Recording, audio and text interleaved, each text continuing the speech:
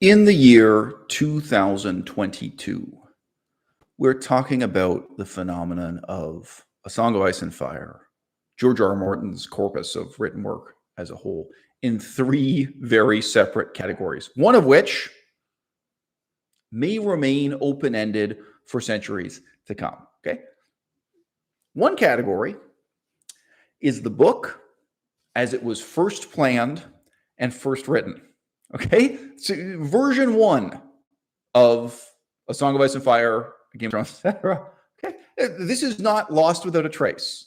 To some extent, version one of the story that George was writing, it is still implicit in, inherent in the text of A Game of Thrones. You could argue the first couple of books, first couple short stories connected to the same universe also, right? These vestiges of the earlier plan, the earlier version of what the book is supposed to be.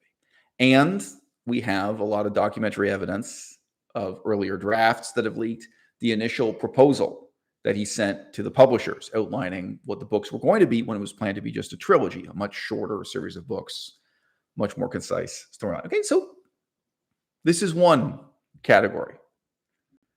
Another category is the commercialized adaptation of A Game of Thrones, of the new spin-off HBO is promoting in the year 2022, of perhaps many more spin-offs to come. Many of you are aware of the kind of legal details of the deal with the devil, frankly, George R. R. Martin made with HBO. That's why he was in no position to negotiate, no position to change anything, as the first TV adaptation progressively got worse and worse and worse over a period of at least 8 years. I think it was more like 9 years if you measure it month to month, beginning to, if you go from the pilot episode to that terrible conclusion of the final season of the TV show, so it's a long time.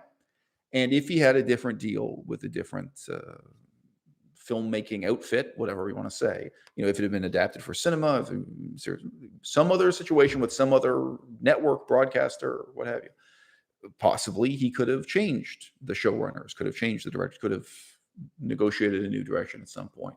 Well, that was not his situation at all, and it is not his situation at all now, and it's not going to be his situation in the future, and that goes on and on. And then the third category is the question of what remains to be written, what remains to be disclosed in the books themselves. I don't want to estimate the body weight of George R. R. Martin. I don't want to estimate the state of his circulatory system, his cardiovascular health. It is a very real possibility that we will never see the conclusion in writing of his books, that we will be left for centuries to come to wonder what the books would have been, should have been, could have been if he had finished writing. Right? And obviously right now, last few days of 2021, and as the year 2022 unfolds, obviously that is an area of speculation. And these three things are linked, right? Our appreciation of the books as they exist and of the conclusion of the books that's yet to be written or yet to be revealed, yet to be published, all right? Our understanding of that is inextricable from our understanding and analysis of the pop culture phenomenon of the adaptation and exploitation of it by HBO Corporation, making of television shows, video games, collectible figurines, board games, trading cards. I mean, I know they're interwoven. Each is interlinked with the other. You think George himself isn't influenced by it? He is. It's not just the audience that's influenced by it. I don't know if you've seen it. There's film footage of George. He has his own collection of the figurines, holding up the figurines based on the characters in his show, and he's aware of the differences between the different versions of them and so on. He's wrapped up in it too. And yeah, both of those categories, our understanding and analysis of them, it's inextricably, indissolubly linked to the notion originally of what the books were supposed to be. Version 0, draft 0. As I say, it's still there in Game of Thrones, the first volume of the text, and it's still there in the proposal that was sent to the publisher, so on and so forth. Okay. So what is the political philosophy of George R. R. Martin? And I'm not going to ask you why does it matter. I'm going to assert that if there weren't a political philosophy at the center of this cultural phenomenon, it would be of no interest at all. It would be of no significance at all. Now, George R. R. Martin has written many short stories and novels outside of the Game of Thrones universe. Some consist of George R. R. Martin reflecting on and regretting the breakup of his first marriage. There's nothing wrong with that. It's a perfectly meaningful form of literature, and I'm sure some people really care about those stories he wrote. Some of them seem to be him reflecting on how awful it is to be, a 400-pound creepy man. Like, really, there are some that are kind of talking about his obesity and frankly, his body image issues. There's nothing wrong with that. You can write a story, you can write a story about what it's like to be, so overweight and so on and so forth. All right. The stories he wrote, the books he created that had no political philosophy within them, all right, I've got to tell you something. They are never going to matter in the history of the world the way A Song of Ice and Fire, Game of Thrones, etc., the way this phenomenon already has mattered, and I believe the way it will continue to matter. It could matter much more in the future.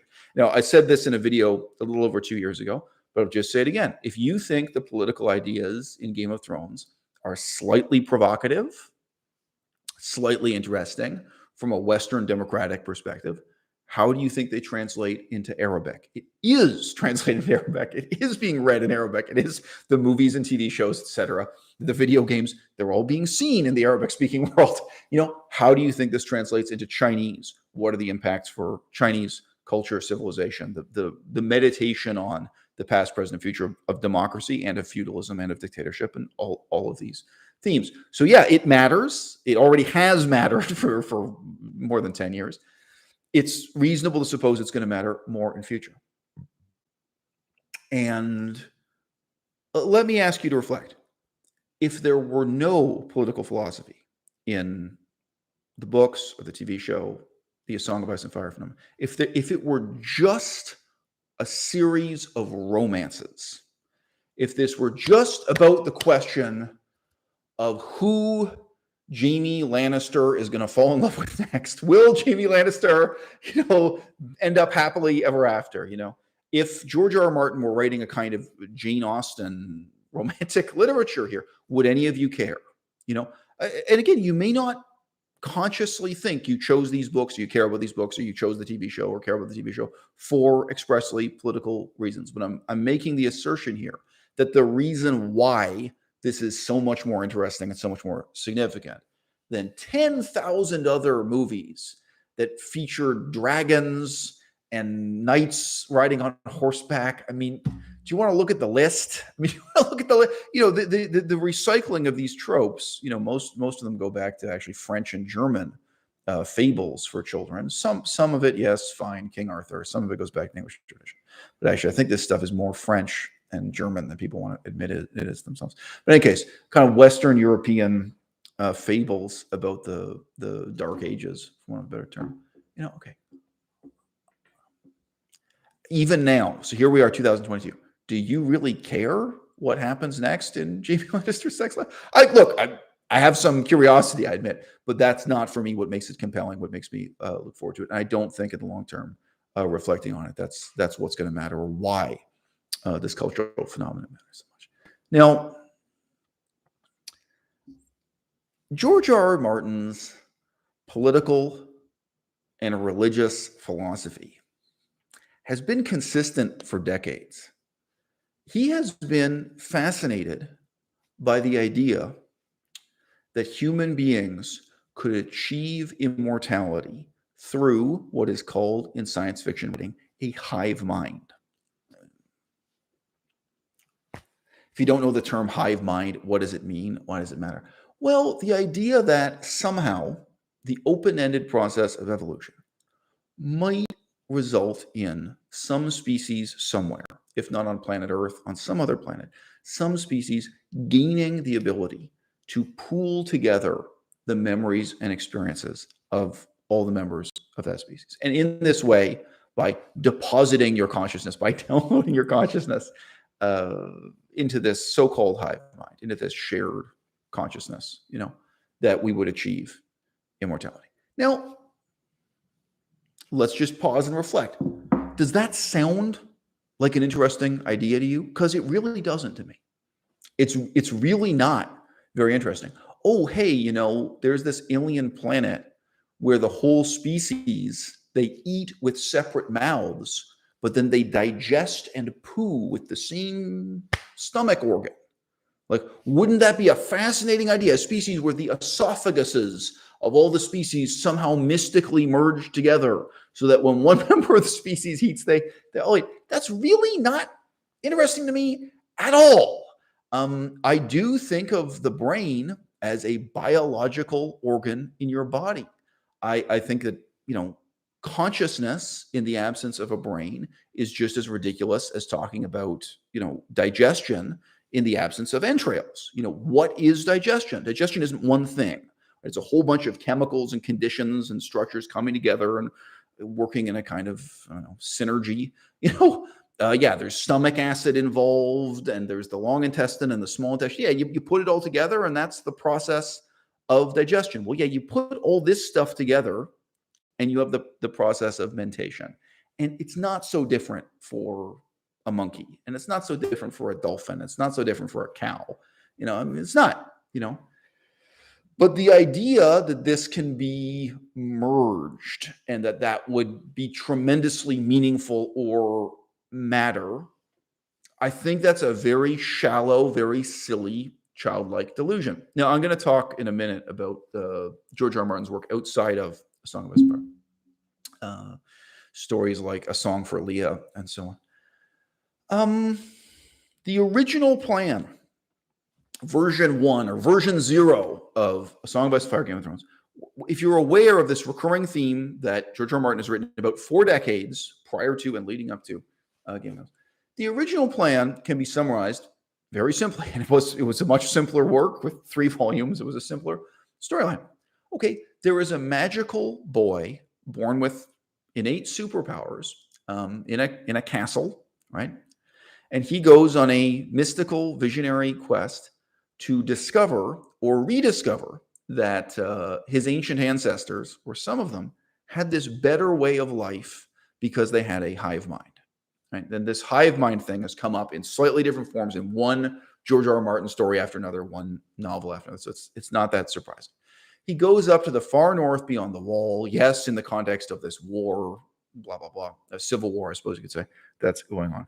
But he and his mother, originally, it was the injured boy and his mother escaped north of the wall, very closely parallel to the structure of the Dune novels, where the mother and son escape out into the desert, and then he goes on a magical, mystical vision quest and discovers his superpowers and discovers that he's the Messiah-like anointed magical leader of the next phase of a civilization. So the first book, there are actually many, many palpable borrowings from Dune, how else to put it, including, throughout the books, you can find specific sentences, specific lines of text that are quoting or cribbing from Dune. So Dune was a significant influence on George R. R. Martin. But whereas in Dune, the spiritual discovery is a hallucinogenic drug, spice, as it's called now. And that spice connects to, is it even worth summarizing the spirituality and supernatural elements of Dune? But, the author of Dune was interested in the idea that like our genetic code carries the memories of events from many centuries earlier, that you can remember things from the distant past. Again, to what extent this is mystical or biological. So you had a different set of thematic fascinations that, by the way, connected to a very different set of political tropes and concerns. T-Man in the audience says, I was going to say that Game of Thrones is the Dune of the fantasy world. Yeah. Well, there's a real cause and effect relationship between them. And anyway, sorry, I could digress here. You may or may not know this, T-Man, but George R. R. Martin wrote one particular short story that very much influenced the third Star Wars movie. It influenced the planet of the Ewoks and also the initial invention of Chewbacca. So the original plan for the Star Wars movies was that they would travel to Chewbacca's homeworld. Sorry, it's the planet of the Wookiees, whatever the hell it's called. Maybe Wookiestan. And the tropes from this one particular story by George R. R. Martin, 7 Times Never Kill Man, that was what that was adapted from, including there were several particular illustrations of the furry characters with carrying guns and a gun belt over their shoulder. And they are exactly what Chewbacca was based on. Now, I assume it's because people got tired of hearing the moaning noise Chewbacca made. And if you haven't seen the Star Wars Christmas special, you are missing out. Jeez, that's a whole crowded room full of Chewbacca-like characters, Wookiees, members, be all moaning at each other. Well, yeah, believe it or not, all of that whole boondoggle. So anyway, the plan was adapted, and instead they go to this other planet called Endor, which is covered by the Ewoks, not by the Wookiees. But believe it or not, this whole thing is derivative of a particular story by George R. R. Martin. So, that intersected with his life. I mean, having your ideas influence a massive cultural event like the initial Star Wars trilogy or something. I just say someone like George R. R. Martin had many different opportunities to develop a different fascination or a different direction. It is interesting that as an old man, because no offense, but it wasn't as a young man that he got into writing these works that are really based on Dune. It's as an old man that he's going back to Dune, a book that had been famous and influential in his youth. So I would presume that in the years leading up to, or maybe the months leading up to writing the first Game of Thrones book, he went back and reread Dune, that he looked at it again, and for one way or another got inspired about it again. Because I wouldn't say, if you look at his career as a whole, if you look at what he wrote before Game of Thrones, nobody would say that he was derivative of Dune, like in general, over his whole career. But definitely, Game of Thrones and the beginning of the A Song of Ice and Fire phenomenon, it is very, very directly a derivative of and inspired by Dune. The Dune books, not the Dune movies, I should say.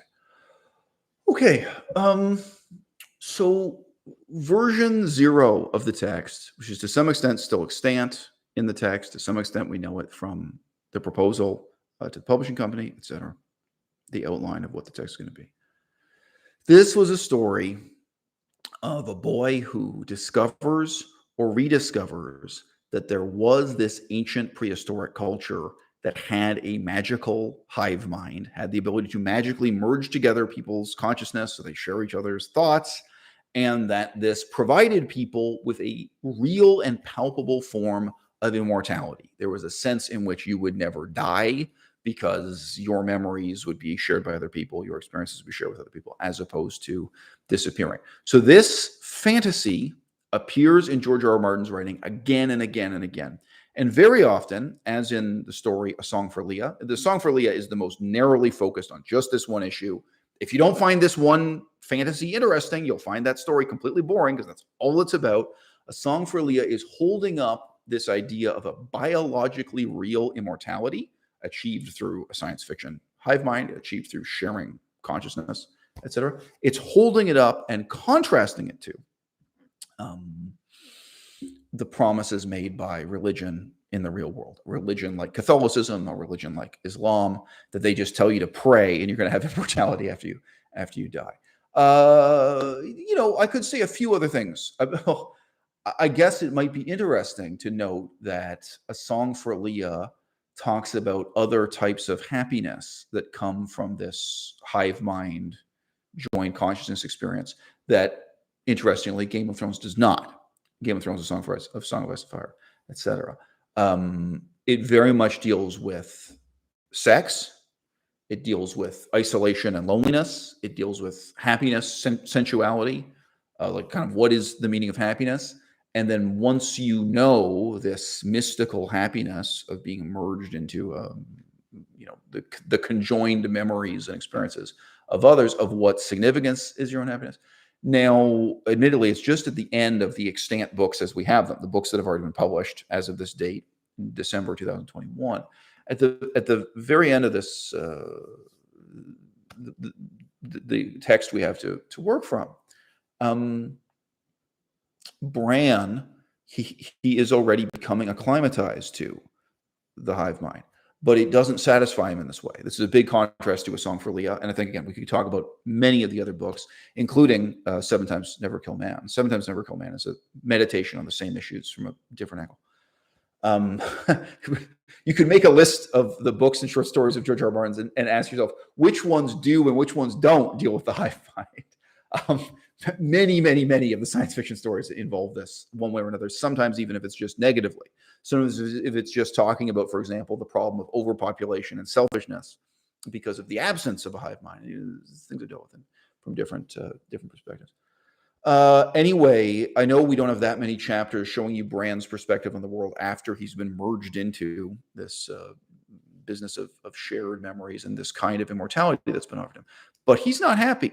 It's not as though Bran's perspective is that, oh, now he would never want to go back to the real world, that he would never want to walk on 2 feet again, that he would never want to just be selfishly interested in his own sex life or having his own children.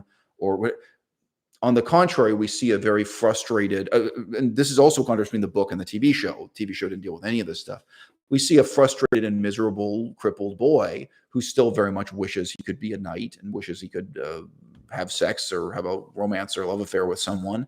He very much still wants all of the things that a normal individual human being wants. And it seems that having access to the memories of 1,000 years or what have you, being able to see the world with 1,000 eyes and one, as the book repeatedly gives us this phrase, that no, this actually doesn't satisfy him in any way whatsoever. It doesn't have this euphoric or overwhelming or life-altering or life-ending significance that it does in A Song for Leah. Now, why am I taking the time to say this? Well, remember, one part of what we're discussing or analyzing here are books and stories that have not yet been written, and they may never be written. I would encourage George R. R. Martin to get on a vegan diet immediately and lower his chances of having a heart attack by about 70%. But George R. R. Martin may never live long enough to conclude this tale. It is certainly possible, based on the text as we now have it, that unlike the story A Song for Leah, that Bran will rebel against the hive mind, that he will rebel against and discard this idea of the collocation of memories, shall we say, of people's memories being merged together. It's possible he will decide that no, what's really worth living in life is life as an individual. That's possible. If so, it's a remarkable contrast to what every other story George R. R. Martin has ever written has to say about this matter. It is not an exaggeration to say that a large part of his perspective on religion is that what religion is offering humanity is the tempting, intoxicating promise of a hive mind and of immortality of exactly this kind that it never can deliver on, that this is some kind of fundamental yearning we have as human beings, perhaps because our own evolution, our own biology is leading toward that conclusion millions of years in the future, or on some other planet or what have you, that's the kind of endpoint we want, the teleological goal we want to work towards biologically, sentimentally, or however you want to put it, that this is the fundamental human yearning. And then to achieve that is, kind of totally and ultimately satisfying. Now, I'm describing this so far in a somewhat flattering way. I've already let you guys know, I think it's complete nonsense. I mean, I no more want to mentate your memories than I want to digest your food. You know what I mean? I don't want to excrete what you eat. It doesn't make sense to me. The idea of merging the function of of one brain with another is not any more mysterious or inspirational or interesting to me than the idea of merging one stomach with another. I'm a nihilist. In this context, I'm a kind of biological nihilist. And I would say further, look at the monkeys of the forest, creatures that are so different. Look at the squawking penguins of Antarctica. Do you think, how much better their lives would be if all of them could squawk in unison? If each penguin could access the memory of 1,000 years of what 1,000 other penguins had done, instead of living in this terrible state of isolation? No. I mean, whatever is meaningful in the life of a penguin is irreducibly and ineluctably and uniquely individual. This is my experience, whether I'm a monkey in the jungle or a penguin on a sheet of ice in Antarctica. And I wouldn't even suppose that any one penguin would be particularly interested in the memories of other penguins from 1,000 years earlier. Yeah. Well, that's what those guys did with their lives. But what I'm interested in, what I'm consumed with, is what I do with mine. Whether my experience hunting fish, or my experience laying an egg, or finding a mate, or all the things that penguins, consume themselves with within their incredibly limited intellectual capacity. But why would your ideal be of a perfectly harmonious, hive-minded penguin society where they all quack in unison instead of each quacking at the other? What's the point? I think this is a really stupid and childish misinterpretation, not just of human nature, but of nature with a capital letter N. And again, whatever joy and misery there is in being a monkey, whatever may be meaningful in the life of a monkey, which I will readily admit is largely meaningless, still, this can't be separated from the individuality of the monkey. And his memories serve his purpose as my memories serve mine. My memories are tools for me to make use of.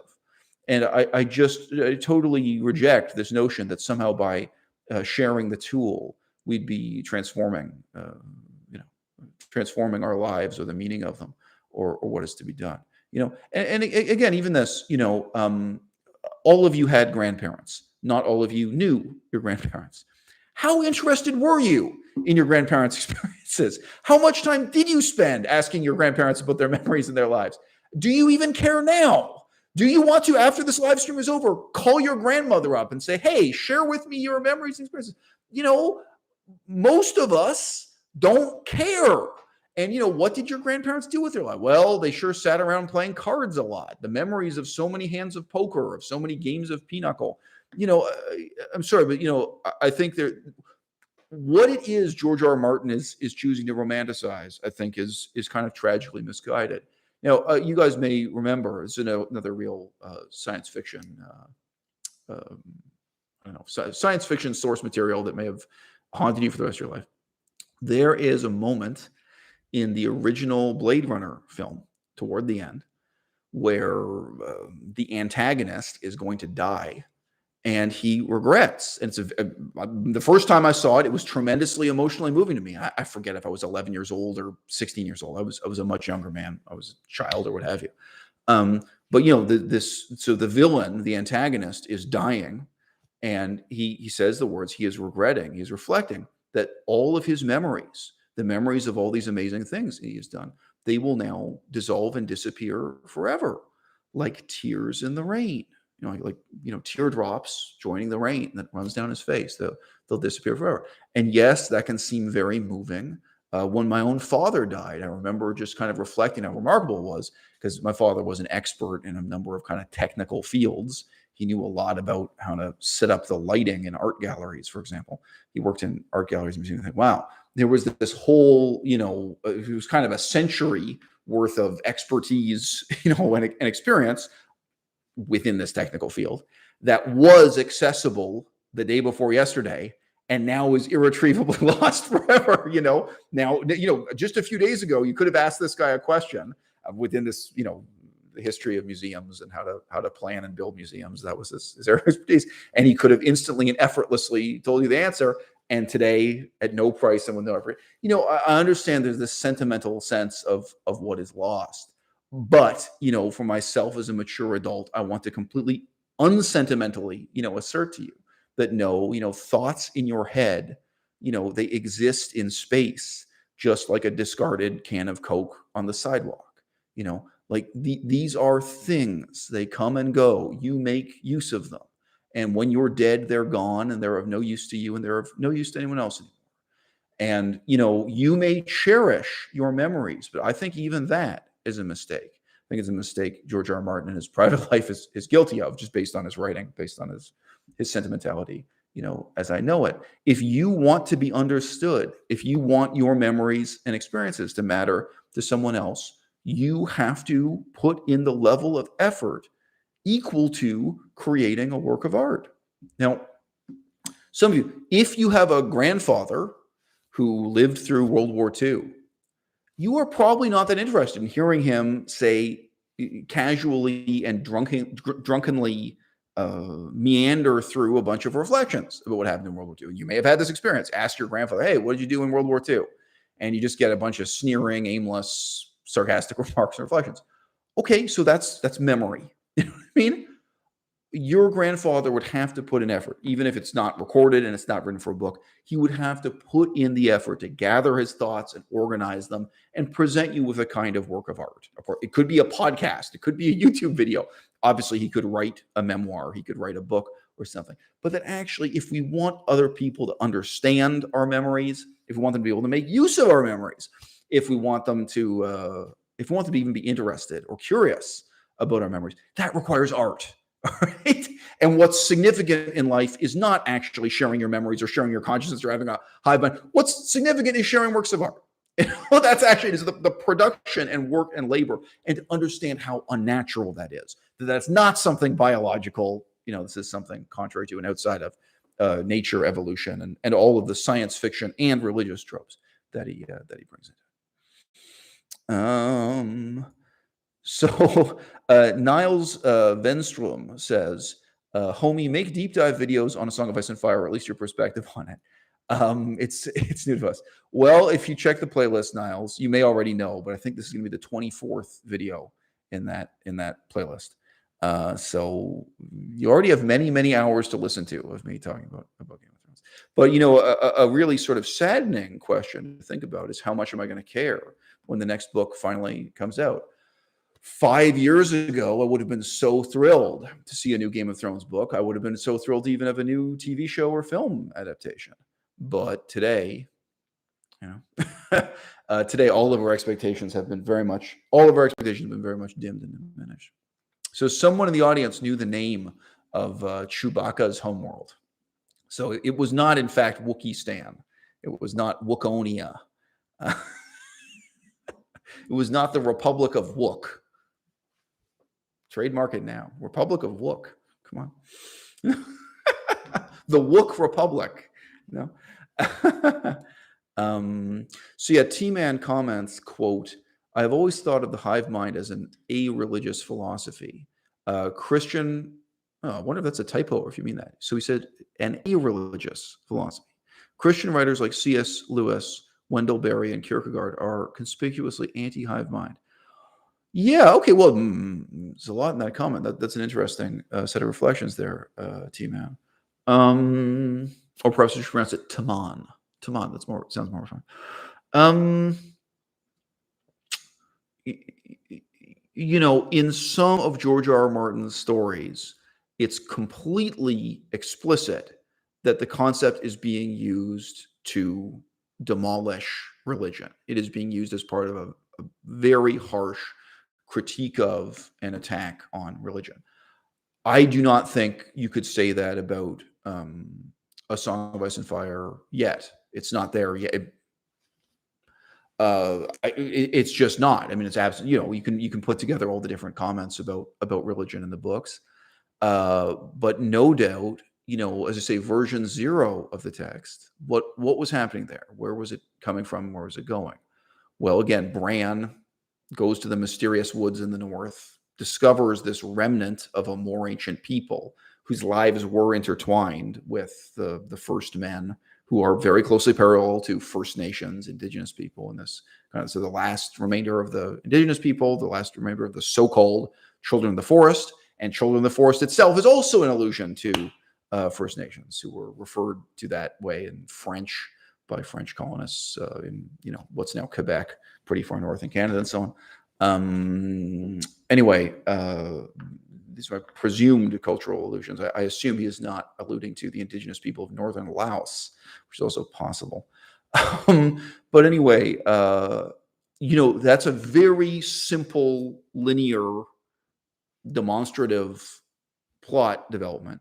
And then he returns, presumably, I mean, again, that's already happened in the TV show. He returns to, in some sense, rule or control Westeros.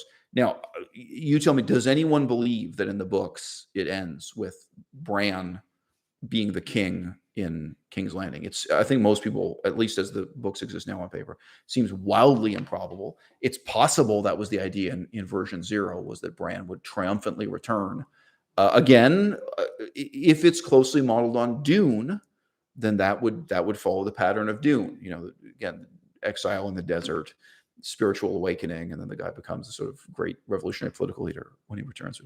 This is not impossible. That was the original plan for the book, so that it's an idea that's still, you know, that George R. R. Martin is still playing with. But I think most people, anyway, today it seems very, very hard to see that the final conclusion to the plot is going to be Bran Stark, King of Westeros. And indeed, ultimately, what would that mean philosophically? What would that mean politically? Well, again, if it's a 100% unironic extension of the same set of tropes that George R. R. Martin has been obsessed with throughout his whole career, it will just be a reflection on the superiority of this hive mind form of organization, that what's really superior is being able to access the memories of people from centuries ago and to have this immortality provided to you through the merging of individual consciousness. Well, okay. It could be that is where the text is going and that's where it always initially was going. If so, then really you're in a situation where the red god, the god of fire, is fighting against this hive-minded god, and you have a situation where one religion is the true religion and the other is false, like globally for Westeros and Essos combined. Then that's the moral of the story, is that this is a combat between a real monotheistic religion, that's a true theos, as a true god, a true magical power behind it, that R'hllor, whatever you want to say, the red religion in this fictional world. And then on the other hand, you have, whether you want to call it the blue religion or what have you, but the religion north of the wall, which is based on a true supernatural hive mind. And the thesis is just that hive mind offers a better future for humanity, and that in the distant past, it offered some kind of lost utopia, some kind of wonderful world for the children of the forest. That was a better way to have an intelligent society. It's possible it's just that dumb. And that's possible. That's why none of the other political ideas really make any sense or are going anywhere. Now, it's possible also there is some material about democracy in the books as they're already extant. So the books that have been published and some of the isolated chapters of the next book have been published. So I'm treating all that as what's already known, what's already been published or distributed on the internet. We do get Tyrion and a few other witnesses reflecting upon how different the democracies of the exotic East are from feudalism in Westeros. It's possible instead a more sophisticated future. Well, again, the books may never be finished. It's possible that Bran goes, witnesses the reality of this hive mind, and rejects it, but rejects also the individualism and selfishness that makes feudalism so horrible in this fictional world. And then he then concludes, there's a middle path, which is democracy. That, what you need is not a hive mind, not a science fiction hive mind. I feel like I keep having to insisting this is a science fiction hive mind. I know, as opposed to a biologically real or so also, if you say a hive mind without science fiction, do you guys actually think this is how bees perceive the world? Like, it's such a weird choice. Is this how ants experience reality? No, of course not.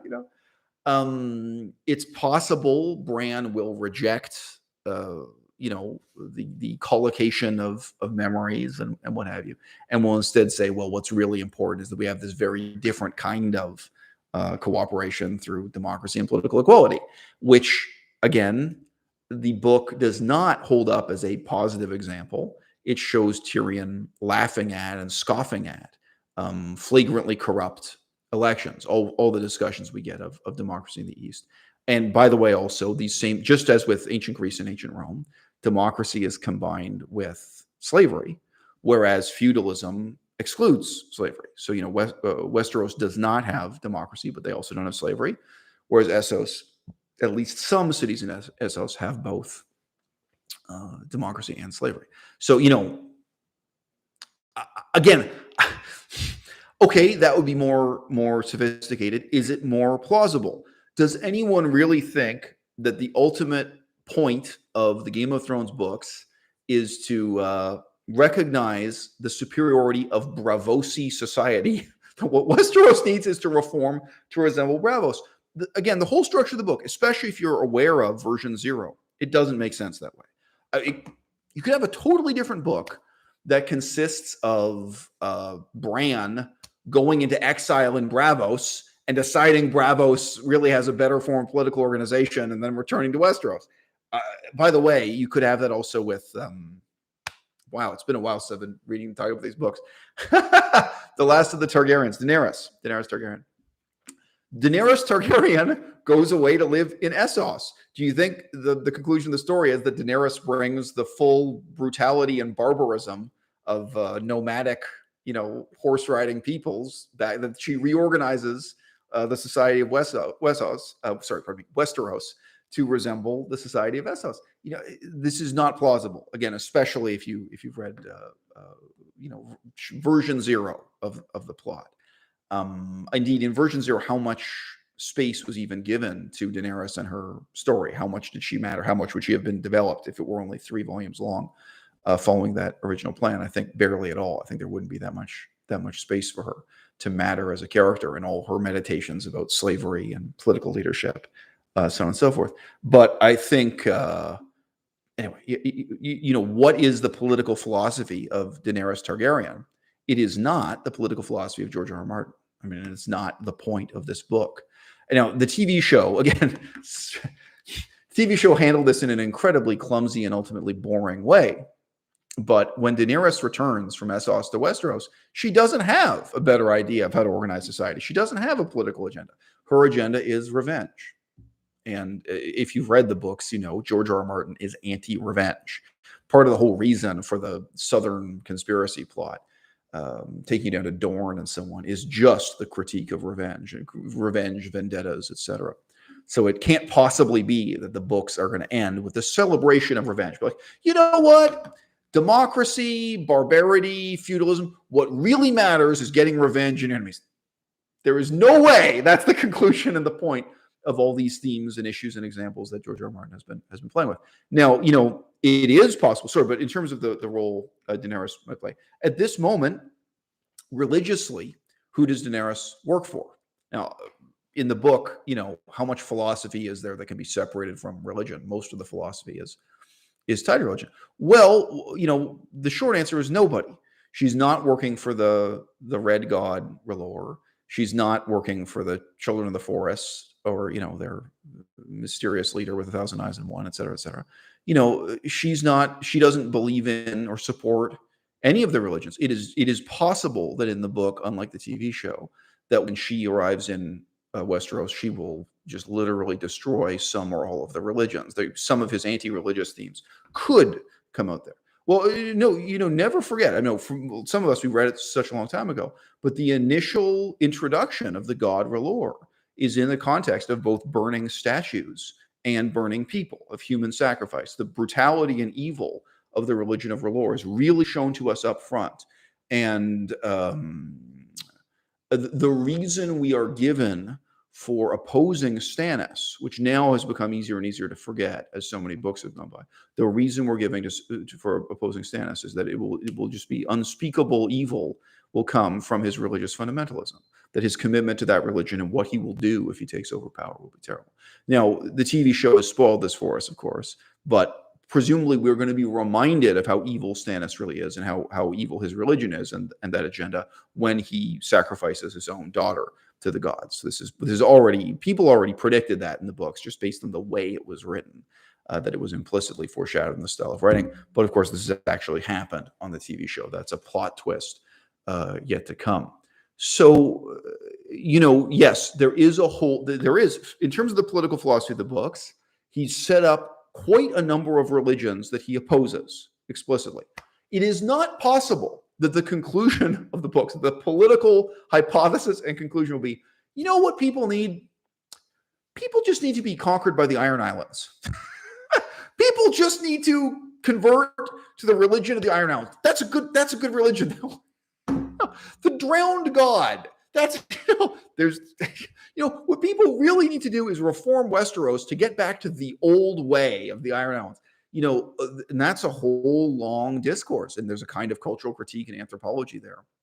What he has to say about the Iron Islands and religion and politics in that context, having set up those abstractions. But he's setting them up like bowling pins to be knocked down. One religion after another in these books is bad, bad, bad, evil, evil, evil, wrong, wrong, wrong. Now, basically what I'm saying to you is my hope is that the hive mind in the North, that the religion that Bran represents, will also be in some sense overturned as bad, evil, wrong. I mean, what we've been told again and again to this point, and this could be a big difference from Dune, right? Well, big difference from the original trilogy of Star Wars. Also, Star Wars, in case you didn't know, was influenced by Dune. It's derivative of Dune to a remarkable extent.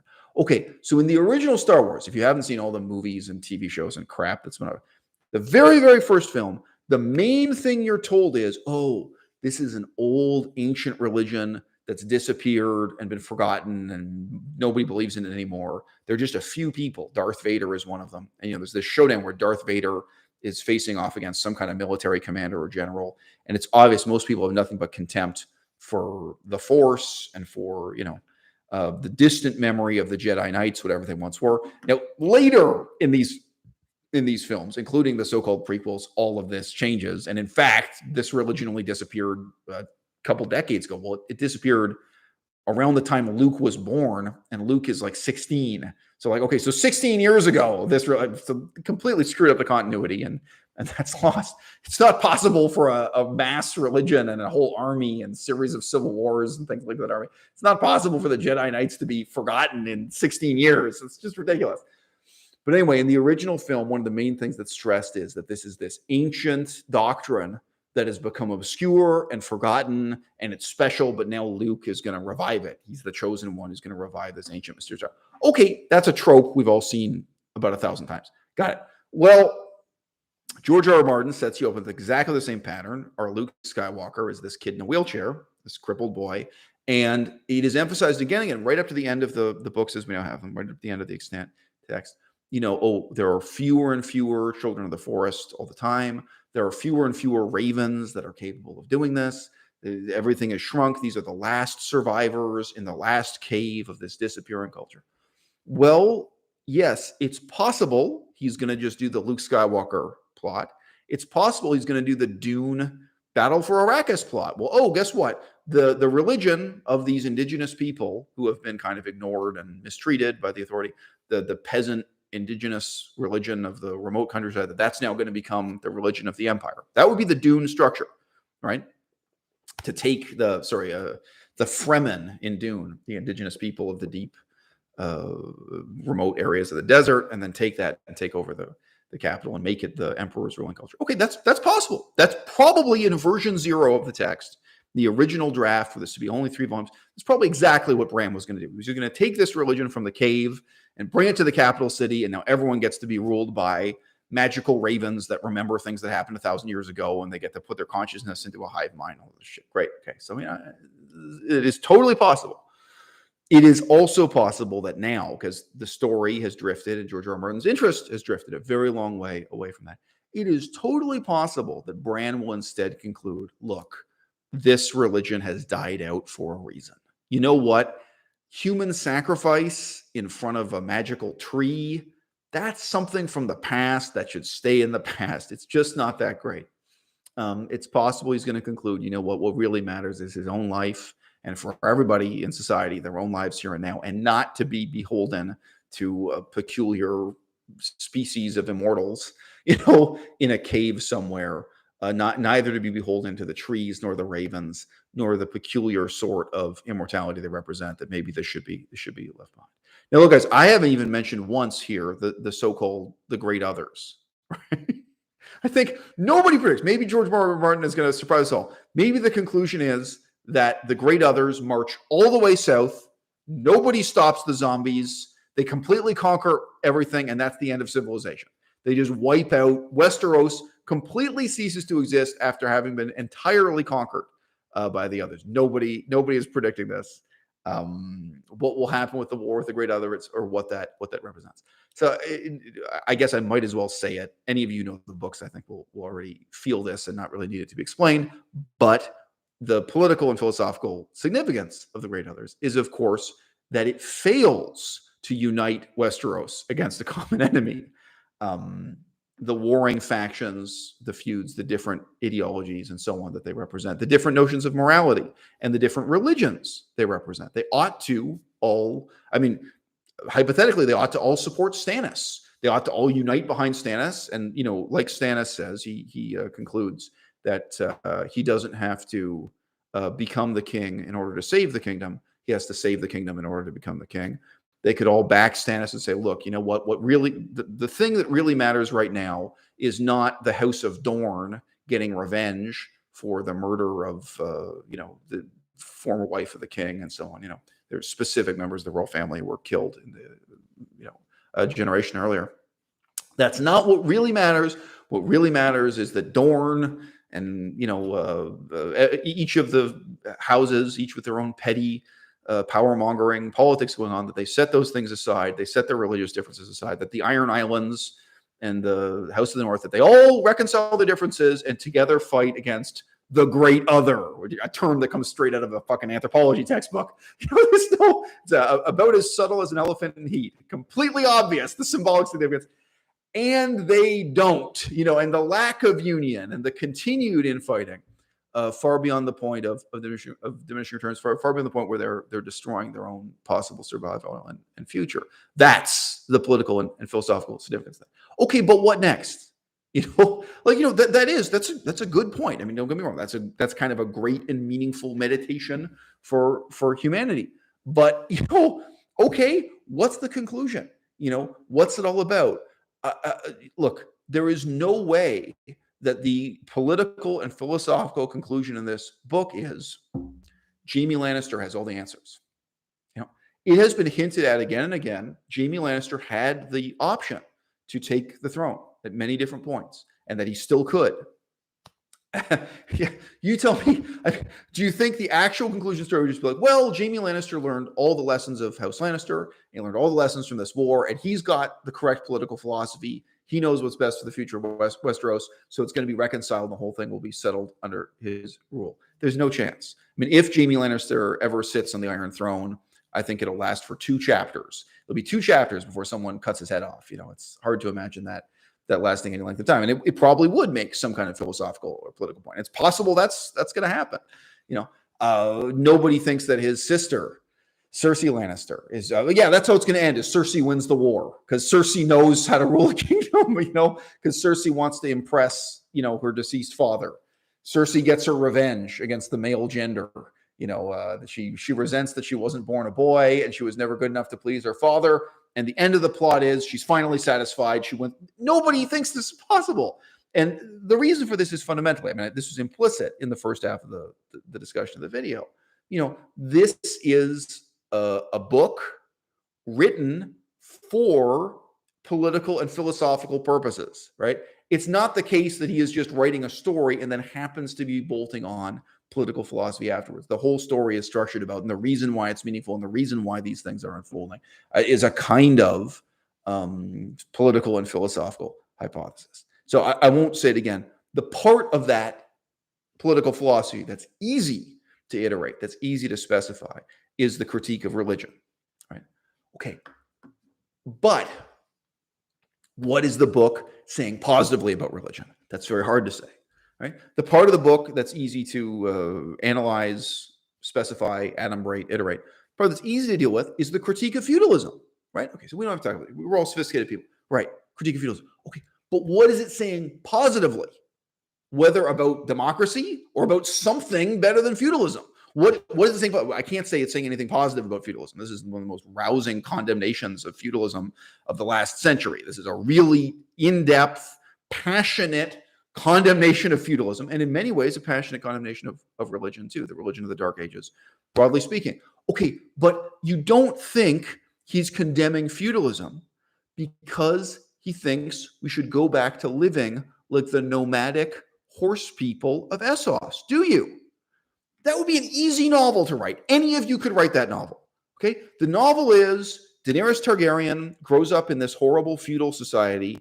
She's exiled. She runs away to live in the wild plains with, much better life enjoyed by nomadic people living at a lower level of technology, blah, blah, blah. And she learns, oh, this is really the life worth living, and then brings it back to Westeros and burns down all the stone houses and forces people to go back to living as nomads.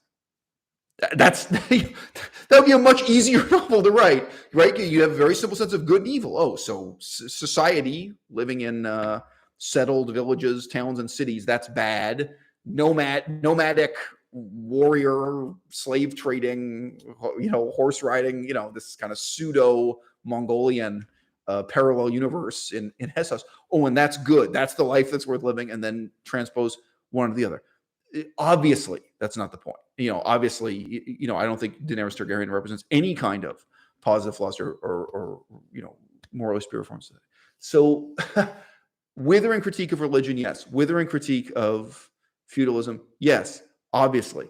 But what is the point positively? What is it that Brandon Stark is going to learn in that cave?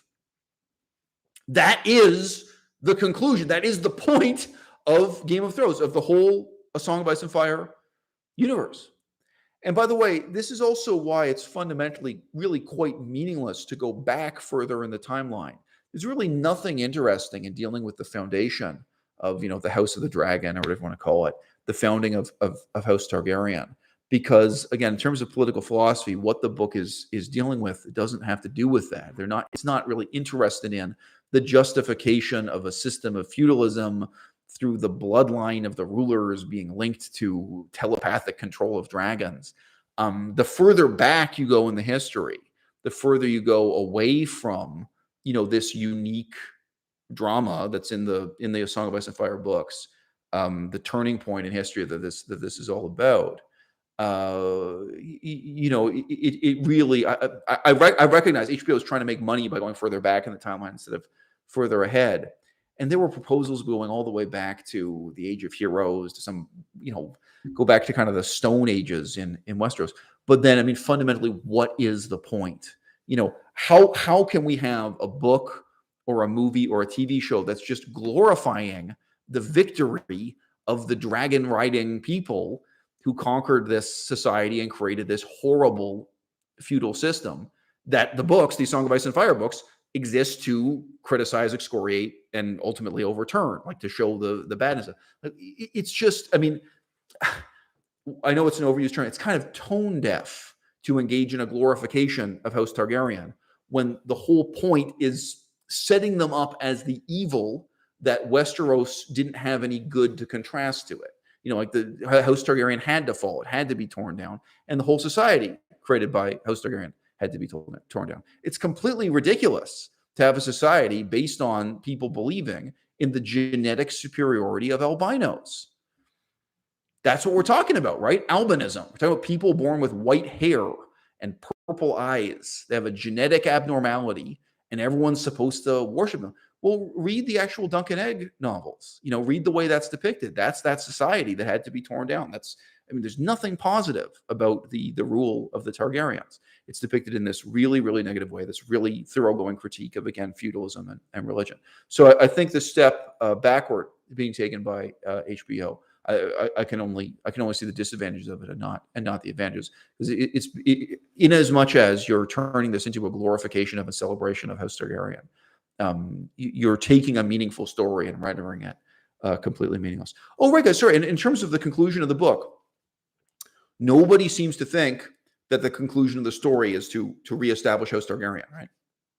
Like, whether or not that's through the bloodline of Jon Snow being revealed, nobody thinks, oh, well, the point is Westeros has been messed up because they have been lacking dragons and lacking a supposedly genetically superior sub-race of humanity, of genetically superior feudal house that is the only group of people capable of riding the dragons. So the way to solve Westeros' problems is to restore to the throne someone with that bloodline, whether that's Jon Snow or not, whether that's Daenerys Targaryen or not, to restore to the throne people with white hair and strange eyes who have some kind of genetic advantage in riding dragons, and then problems will be solved. Why? Because you'll go back to completely hopeless despotism forever and ever. So I just mentioned everyone knows there is this issue of the Targaryen bloodline, obviously with Jon Snow being one of the main characters, so on and so forth. And in this sense, nobody cares. Nobody thinks that can be the real political and philosophical significance of the books, right? That can't be the conclusion that this is working its way towards. And look, again, if it wasn't already implicitly obvious enough, our understanding of the political and philosophical significance of this huge corpus of text leading up to that conclusion, right? We can't really understand any of it until the end of the story is shown. And that's also why I think it's so important to analyze what version 0 of the text would have been. What the text would have been if George R. R. Martin had just written that short 3-volume version that was set out in the initial proposal to the publisher. I mean, Sivas, the literal Game of Thrones in the book. He didn't even have that idea until like volume 5 or 6 or something of this series. It's not there in the first book, Game of Thrones. All right. Yeah, well, life is like a game of Sivas. This goes on and on and on, right? We have all these discussions about politics and the nature of different characters being shown and reflected on from the way they play Sivas, right? So you have all this symbolism, all these references and reference, right? But until the story is done, and it may never be done, there is this real sense in which we can't know what he is going on about. But again, based on the corpus of his work leading up to this, it seems very difficult to believe that the conclusion is just going to be, oh, well, Braavos had it right all along. That's the way to organize society, or that any of the city-states of Essos had it right. It's certainly not going to be, we have to get back to being ruled by the bloodline of ancient Valyria. So, George R. R. Martin has now been, deep. I mean, he's been deeply committed to this kind of this long game of Sivas, this long series of reflections and analyses and critiques of politics and religion. And again, the negative analytical element, what it is he's against, what it is he's criticizing, what it is he's excoriating, that's very clear. But the extent to which we really remain in the dark about the positive conclusion, well, it's fascinating. In a word, it's fascinating. And I cringe to think that the conclusion of this book is ultimately just going to be the same as A Song for Leah and 7 Times Never Kill Man. Because it's very possible. It's very possible that George R. R. Martin hasn't changed, and that all he can do in the end is point the finger and say, look, humanity can't be happy until it can imitate a beehive in the organization of its behavior, and until we have this totally fictional notion of a hive mind. I'm just going to look at the questions here because I did have some questions and comments coming in. Melissa has been patiently sitting through this performance. Is there anything you want to ask about? Anything you want to? No. Anything you want to draw my attention to? No, I just think it's funny that when you mentioned the drowned god, I was thinking just that, and I had a smile come to my face because I was thinking of just the ridiculousness of the religion within Game of Thrones. And that was an example that I was thinking of. Right. So the drowned god, though, it really is true to form for Martin in that it's taking some of the fictional aspects of religion and making them physically real and even scientifically real. So, they have a resurrection experience, a life after death experience, where they're briefly drowned and resuscitated. They're given CPR after drowning. And that this is, in the cultural context, a great deal is made of it. So this is moving beyond mere baptism, where people are briefly black out, drowning, and then come back from the dead. And this is at the crux of their religious experience. So, I mean, that's really the way he likes to write about religion. Like, is to look at something and say, okay, well, your religion has resurrection. Okay, well, what if there really is resurrection? Okay, well, your religion promises immortality of the soul. Okay, well, what if there really is immortality of the soul? And then to kind of expose it or demonstrate it in a tragic way. So in A Song for Leah, you get immortality of the soul. your body is also literally consumed. You're eaten alive by a kind of parasite. That's how you achieve this immortality. So, I mean, now, again, to be honest, I don't think this is great writing. But this is something that's been in science fiction and fantasy for a very long time. The idea that you have to make some kind of terrible sacrifice. Now, again, some of that, I feel that the earlier books are not as well written as the later books. But you do get these ideas already, even in Daenerys Targaryen demanding that this ritualist save the life of her husband. Khal Drogo, the king of the horse lords, whatever you want to say. Yeah. Okay, well, I can do that for you. And it is magic. It is supernatural. You can have immortality, but of his body only. It's the immortality of the body, not of the soul. And this is contrasted to, there are several ways in which you do have immortality of the soul in Game of Thrones. You can be immortal in the mind of a raven flying around a cave in the Arctic Circle.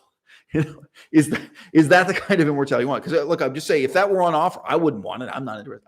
I'm not buying. If that's your religion, I'm not buying.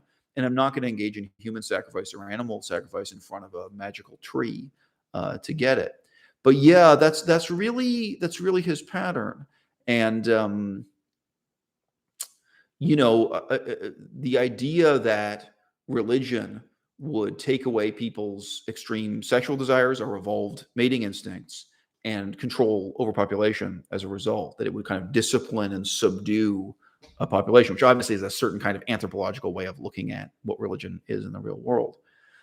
In Seven Times Never Kill Man, that's made real. It's like, okay, so they have this mystical religion, and it actually takes away their more ape-like instincts, their more mammalian instincts, and they have this very limited sex drive, and they mate in this, they reproduce in this controlled way. And then when they lose their religion, all of these instincts return, and instead they're having too many babies and too much violence and internecine fighting. So they recover these more human and also more mammalian aspects of their character that their religion was taking away.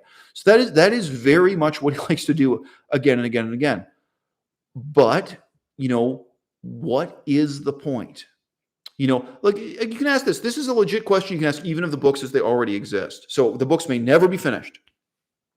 Looking at the corpus of literature we have already, for George R. R. Martin, in the political philosophy of George R. R. Martin, what is true happiness? There are so many things you can look at and say, oh, this is not true happiness. This is not true happiness. This is a false kind of happiness. Tyrion Lannister, money is not happiness. Sleeping with prostitutes is not happiness. Alcohol is not happiness. And, again, you can also find these ideas throughout his other writings, his writing prior to Song of Ice and Fire, Game of Thrones. He's not a hedonist in this sense. He doesn't really believe in, many of his characters sleep around. Not Jaime Lannister, interestingly. I mean, Jaime Lannister lives this kind of chaste life, despite his deplorable relationship with his own sister. But anyway, otherwise, he's not comfortable with his sexuality this way. But, what is happiness in Game of Thrones? From the very beginning, and including in the Dunk and Egg novellas, happiness is not serving an oath. Happiness is not honor. Happiness is not living by a knightly code, right? In a very 1960s way, George R. R. Martin is instead saying to you all the time, hey, all this stuff about chivalry and knightly honor and living by an oath and a code, that's just the man trying to keep you down. That's just the system oppressing us. That's throughout the whole thing, right? You see that. There's this sense of rebellion against honor and nobility and all those tropes. I mean, I don't just mean that he's subverting them in some literary sense. He's really telling you this is bad and evil and wrong. This is not true happiness. But what is, right? Okay, you could really rapidly go through all the religions. The religion of R'hllor is not offering you true happiness, even though it does offer you prognostication about the future. That's one of the most desirable things for people in the whole history of the world, wanting to know the future, wanting to control the weather. I mean, there are certain things that people have, for millennia, hoped to find in religion. Well, the religion of R'hllor actually offers you many things. I mean, magically in this book, okay, so if you join this religion and if you do this kind of thing, you can stare into the fire and you can actually get guidance and advice and visions of the future and so on. And by the way, some people take the view that the religion of Valor hasn't revealed the things that will actually happen in the future. That instead it's only revealing like what's currently unfolding, kind of thing, to characters of the book. Well, in case you forget, there was definite foreknowledge that if Tyrion Lannister got on a particular boat, this is when he's a prisoner, that there would be a shipwreck and that he would instead end up with Daenerys Targaryen. So that is a prognostication for the future for something incredibly improbable and something that nobody had control over, an uncontrolled shipwreck, and it happened. So again, he's taking something that's normally fictional in religion, or is even a swindle in religion in the real world. Like someone promises you they can show you what's going to happen in the future. He says, oh, okay, well, let's make that real within this fantasy science fiction world. And it's tragic, and it's horrible, and it reveals to you the darkness of human nature, right? Like, oh, like, wouldn't it be a wonderful world if this thing we dream of or wish for in religion were real? No, it wouldn't be wonderful. Here's what human nature is really like. That's what he likes to do again and again. So likewise, I mean, someone could hypothesize. You could write a very boring novel where the religion of the Iron Islands just satisfies human nature, and that's it.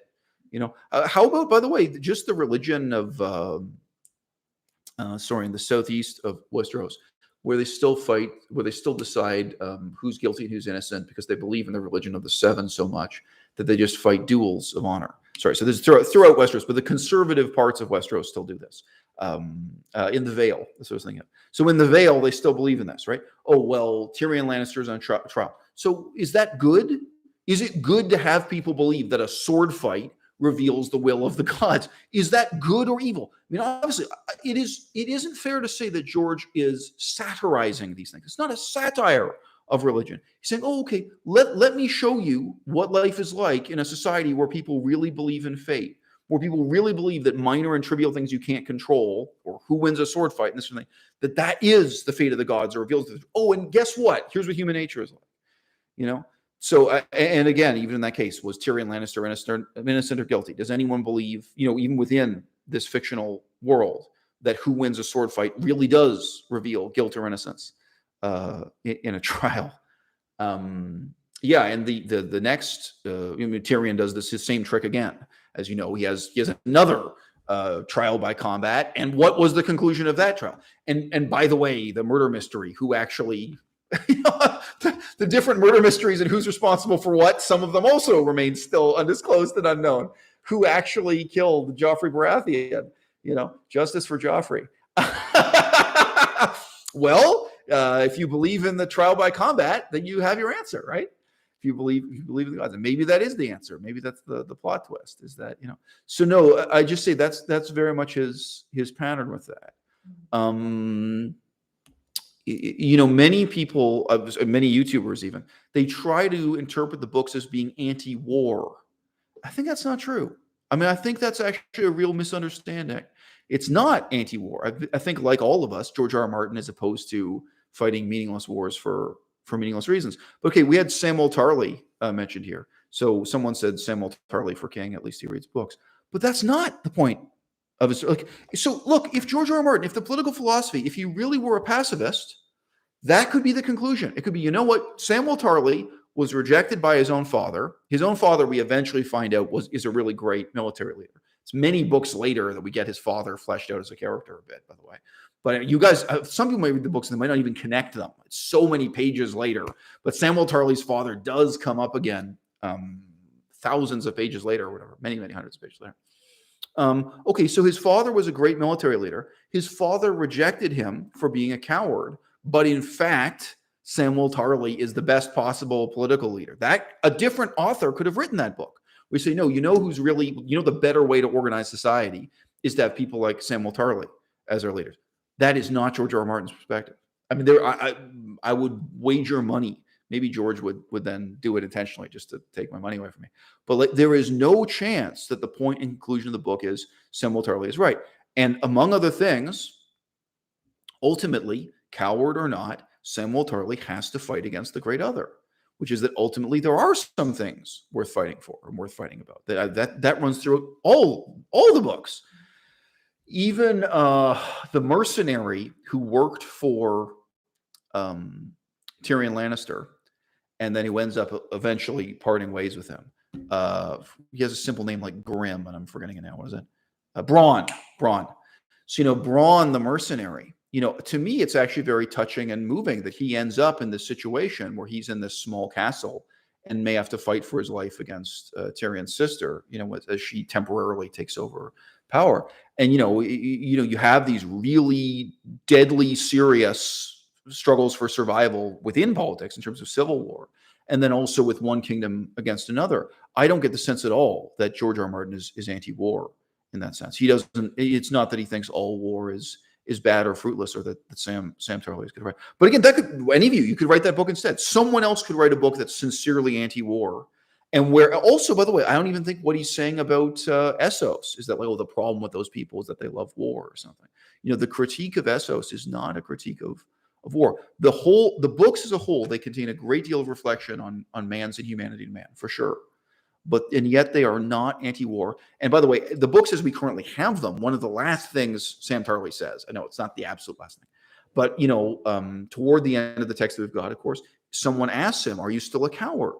And he proudly says, "No, I've fought a great other. I've done this, I've done that."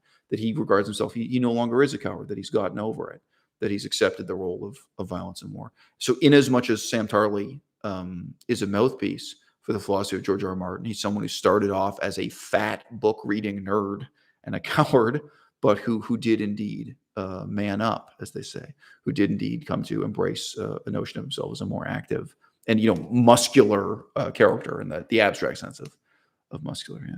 And by the way, that may be what's coming next in his plot. I think it's quite likely that in the books, as in the TV show, he's going to reject becoming a maester. He's going to say, "Screw this, I've got to go back and fight a war." It's handled very poorly in the TV show. Presumably that is what's going to happen. He's not going to do 5 years of training. He's going to briefly talk to the people at the Citadel and say, "Well, look, there's a war to fight. I'm going to go back and fight it." But yeah, what did you say? I found your discussion of the hive mind, the science fiction. Yes. Quite interesting, and I appreciated hearing your perspective on that. It's something I don't think you and I have talked about. Well, my thesis is that is the center of the story, that is what the book's are organized around. And version 0 of the text, I think that's clear on. So, but I may be wrong. I think in version 0 that's the case. We'll see what happens with the final text. Go on, yeah. Yeah, I just thought, you remember Arya Stark's involvement with the many-faced god religion? Yes. Which hasn't been mentioned in this episode. There's so much to talk about in Game of Thrones. Right. I thought of how that relates to the science fiction right. idea of the hive mind. Yes. How we might be influenced by that. Right. That's Right. No. So look, it's a great example and extends this discussion, and it's especially interesting to talk about politically. Okay, the many-faced god of Essos. So everyone assumes this is just a shaggy dog story, that this isn't the main plot, and I think that's probably right. But if I'm wrong, it's even more interesting, right? Like the story of Bran and his voyage to the north, and whatever his spiritual discovery is, and then his return. That is the central story of these books. That's not my choice. It's not my preference. Probably be more interesting if Arya Stark is the main character and is the central story that way. If her voyage to Braavos and her return, if that's the world-changing spiritual discovery, right? But clearly it's not. Again, if I were writing the book, maybe I would make Arya Stark that kind of world-transforming, epoch-defining hero character. But that's not the book George is writing. Okay, the religion of the many-faced god, the death cult of Braavos, it's not a hive mind. It's a religion, we are explicitly told, created by a slave rebellion. So this is political, right? So you had these slaves rebelling against the slave masters. This was the oppressed against the oppressor. And then after that brief initial period, it's remained tolerated within Braavosi society that anyone can take revenge on anyone. And again, George R. R. Martin is anti-revenge, comes up, it's explicitly articulated throughout the book. But that anyone can take revenge on anyone just by basically asking to do so at this temple. And let's be clear, there's no trial, there's no jury, there's no presentation of evidence. So what do you think happens in the real world? The TV show completely dropped the ball on this. I mean, if George R. R. Martin has a heart attack tomorrow, we'll never hear. But obviously in the book, this is not being praised and held up to you as an excellent idea. Hey, what do you think would happen if we opened a temple of the many-faced god in Las Vegas, Nevada? next week. How many people playing cards are convinced? I'm certain that guy cheated me in poker, and we'll go to the temple. And like human nature is dark. How many people are going to get revenge, and how many other people for what petty reasons, or just based on a lie, based on a misperception or a misconception. So far in the book, none of that has been dealt with. None. None. There has been no skepticism or scrutiny on the morality of the temple of the many-faced God. And now this is partly because we're seeing it from the perspective of a child who, unlike in the TV show, she has a very good quality of life there. The quality of food and clothing and so on she's actually taken care of very well there, and she's very happy about being at the temple. The TV show made it look like a rather dreary, it made it look like slavery, her status, but that's not the case in the book at all. And she's in the process of learning this new language and doing all these different assignments under assumed identities, right? Yeah. So, the religion of the many-faced God, it's not a hive mind, right? So instead, you have the dead becoming a mask for the living so that the living can take out revenge, can carry out vendettas against other living people. Yeah. So it's a purely negative, purely subtractive. I mean, you could say it's the antithesis of immortality. Right. It's about mortality. It's about killing people. But yeah, in this weird way, the same ideas are there. And as you know, it's explicitly stated by Arya that when she's wearing the mask of this other person, that she takes on. So I'm afraid, does it actually she takes on their memories? I don't know. But she takes on some of their character and feelings. Like there's some echo of the person that's with her. But I don't think it explicitly says they get the memories. Someone in the audience can. But in any case, it's not like Bran's experience, and it's also not like warging with the wolf. So if there is some mention of getting little glimpses of memories of the person, I think there is maybe. I think there's a brief statement that when she has this mask on, she has some access to the memories or feelings of the girl. It might be in there in that same way. Yeah, but look, a totally different book, and again, we don't know what the significance of Bran's journey, Bran's spiritual transformation in the North is, but he's going to return to the South and then transform the South. Nobody thinks that Arya Stark is going to Braavos and is going to bring back the religion of the many-faced God, this death cult, and that's the better way to organize society, or the better way to live, or the better religion for all of us to believe in. I mean, it seems obviously just to be a kind of, frankly, a form of organized crime that's tolerated in Braavos for historical reasons, and has religion draped on it rather loosely and rather unjustifiably. One might say it's a place where people commit suicide and people take revenge on others. I mean, it's an ugly, horrible aspect of their culture. I mean, can anyone say Braavos would be a worse place if they got rid of this society of assassins who pretentiously, kind of present themselves as priests among us? It's just ridiculous. But, and also, by the way, I mean, I'm not in favor of suicide too. I mean, the people who come and commit suicide because they're brokenhearted or something. That's another aspect of that temple. Right. So I would say that's just as impossible as it is to believe that George R. R. Martin is cheerleading for the religion of the Iron Islands, which some people would. Ted Kaczynski would be pro Iron Islands. Ted Kaczynski would be pro, pro Khal Drogo. Yeah, right. I want to say pro horse riding nomad. That is not George R. R. Martin's political philosophical agenda. He is also not in favor of the temple of the many-faced God. It's completely ridiculous to read the text as if that's the hypothesis he's counterposing to everything he's criticizing in feudalism, religion, and so on. Religion stuff. Yeah, I can see what you're saying, that it's not like the same idea as the story about Leah. Sorry. Yeah. A Song for Leah, right. So it's not seeing it in an optimistic way. Right. So that is kind of interesting to me, that in the Game of Thrones series, he hasn't seen it as transformative in the same way as his earlier stories, this pipeline idea. But to me, I just did find it interesting to. It's funny to say this, but I found it interesting that you say that you are not interested in this idea of the hive mind. Yes. You don't think this is something worth putting into literature, because it's as you term yourself a biological nihilist. that you Yeah. find it this as uninteresting as eating and digesting somebody's food. Yeah, I just thought for somebody who is interested in reading history, that you Right. might find this idea inspiring, that you'd be able to take on people's memories or. Yeah. But I think it's less meaningful than wearing someone else's clothes. I mean, I think that it's hard to do. It's hard to get to that point of nihilism where you realize, no, even my memories and even my emotions are really just implements that I use and that are that I discard, and that at some point, I may be the one discarded, and then my memories and my emotions go along with me. I mean. This has come up under many different headings in our relationship, but we don't talk about it in terms of acting or theater or performance, for the camera.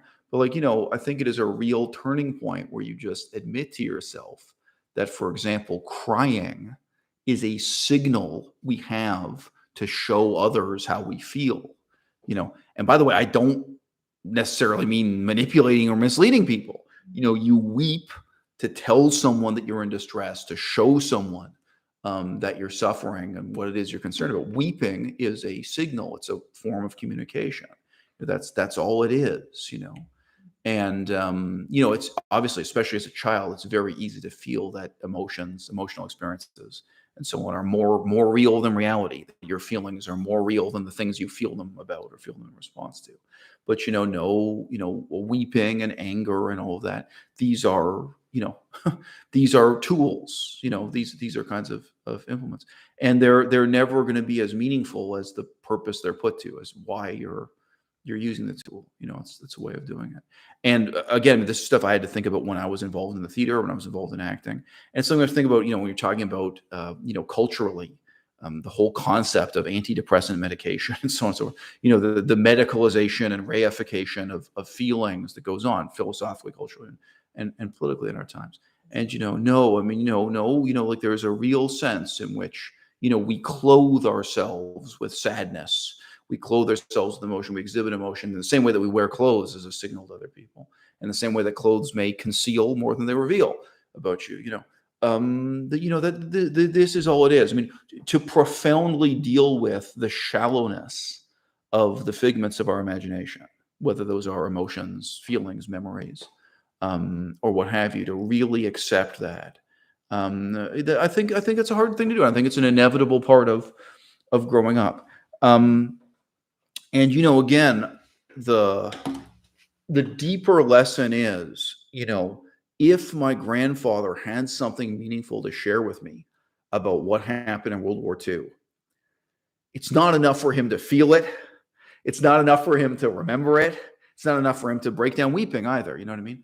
He actually has to put in a level of effort tantamount to creating a work of art, to share that with me. And by the way, guys, I'm not saying this to insult anyone. You may know some people who tell the same stories again and again. Like you've known them for many years. They told you that story when you were younger. Then maybe you saw them telling someone else the same story 10 years later. That is a kind of art. I mean, that's the storyteller's art. In a time before YouTube and a time before filmmaking was financially viable for normal people, it used to cost a lot of money just to have a film camera.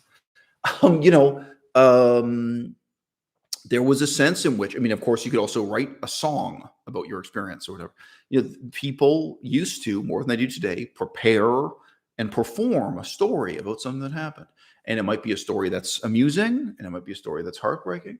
And there were people who measured out their whole lives in a series of these stories that they did share with their grandchildren, where they really put that effort. But that is an art, that's not a thought. It's not a feeling. It's not an emotion. It's not a merging of consciousness or anything else. And when you really know people and you can cross-examine the stories they're telling, you can often point out, well, yeah, but you're lying about or concealing this other thing that's there. You're telling the story in a certain way. Again, as with the clothes we wear, they conceal more than they reveal. Now, of course, this is not to dismiss the thing. So both of my grandfathers were involved in World War II in very different ways. One of them was out doing combat. The other was on a military base. And neither of them ever told me anything meaningful about their experience in World War II. And both my grandfathers were in World War II as well. Never told you anything about it. I don't don't Right, recall. sorry, I'm just sorry to cut you off, but they may not have had anything meaningful to tell. Like from their perspective, war is waiting. Even on the combat lines, we're like, yeah, I spent a lot of time standing around, holding a cup of coffee, waiting for orders, and then I got the orders, and I got my motorcycle and went over to the, what is it that's meaningful to tell? So, again, this is a false thing to presume that there was a great story to tell there. But to take that experience and make it into a story. If you guys, for some people, this will be the first video I ever saw on my channel. I had all kinds of experiences in Cambodia and Laos and Thailand. Okay, and I've had many people say to me, including my own mother, I tell her some anecdotes about my experiences out there because we didn't talk for like 10 years. I was alienated from my parents. The alienation was mutual. So when I tell her anecdotes with time life, she always immediately says, "Oh, you have to write a memoir. You have to write an autobiography. Oh, you have to make a film about this or something." And well, you could, yeah, these things are meaningful. But to take that story and fashion it and communicate it to make it meaningful for an audience, that is an art. And it's not a memory you're sharing. It's not. Now again, we're talking so far about things that have some kind of very obvious meaning because they're political. I mean, that's the reality. Why is your grandfather's experience of World War II significant? Obviously political and historical significance. But the average self-pitying middle-aged male reflecting on relationships that didn't work out, loves that were lost, sexual encounters and experiences that were dissatisfactory or didn't end the way they wanted to. Your grandparents never told you about that either. Mine didn't tell me about that. Yeah, are we missing out? And again, not that can't be made into a work of art, but what a huge challenge to take. It's not so much that memory is meaningless; it's that it is by nature self-serving. We study history not for what it subtracts from the past, but for what it adds to the present. Memory as such is just self-serving. But to turn it into something meaningful for someone else, that is an art. Great question from the audience. Quote, any thoughts on Star Trek? That'd be a whole different live stream, I think. Yeah. I think overall Star Trek shows the tragedy of trying to have any kind of meaningful project that's just run by a heartless corporation where there's no author, no artist, or no team of authors or artists at the center who define it. What would Game of Thrones be without George R. R. Martin? What if George R. R. Martin had died 10 years ago? You know what I mean? Star Trek isn't even like that. There's no book it's working from. But the centerlessness of Star Trek and the aimlessness of Star Trek, very much results from the structure of authorship. And to give them credit, you might not know this about Star Trek, but for most of the history of the TV show, they were open to anyone sending in a spec script. So anyone, like some guy living in Los Angeles could write his idea for a script, send it in. And Gene Roddenberry would look at it. So like Star Trek: The Next Generation, the Jean-Luc Picard era, and you had a shot of getting your show made. You could just come up with, so anyone could contribute. I mean, this is before the internet, so there was some barrier because you had to pay for postage. You had to actually print it out on paper and send it in. And people did. There were people who got episodes made out of their ideas, and that's the same way the books were written too. These novels. So I'm only answering this because it certainly is a contrast to just how centrally organized the Game of Thrones literature is. That at this point, absolutely everything is the product of just one man. This literature is entirely the result of one man's genius and sometimes his lack of genius. So it's all thanks to him, and it also can all be blamed by. So yeah, we have some comments here agreeing with or reflecting further on some things that have come up in the discussion already. So Lakiss says, quote, on a superficial level, I suspect that maybe George R. R. Martin projects a lot of himself onto Bran as he is the frustrated hive mind of A Song of Ice and Fire, in a sense.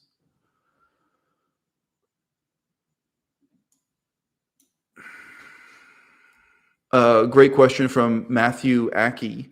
quote, reading is definitely better than video games for various reasons. However, how can we justify reading fiction instead of philosophy, nonfiction, etc.?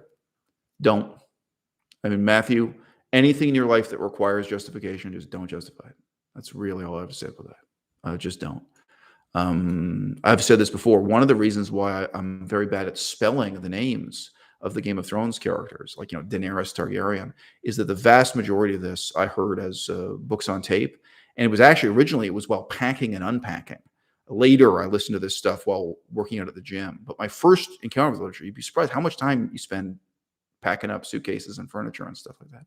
But, it competed with listening to podcasts for me in that way. But, obviously I could have been listening to something else's podcast. But if you think you have to justify it, don't. I think it's that simple. People, as soon as you recognize that you're justifying drinking alcohol, don't justify it and don't drink alcohol. So no, if you've got any problem that way, and if you've got something better to read, we have such a stack of books there. No, and then that's also much earlier in this broadcast. I said, look, I don't even know how I'm going to feel when the next book gets published. Take a look at my reading list. I have better things to do. I really do. 5 years ago, I was so positively motivated for this, but now, I don't know how I'm going to feel if or when the next book comes out. And obviously, some of the spin-off books that George himself has written, there's just this collective shrug of the shoulders from even the most diehard Game of Thrones fans.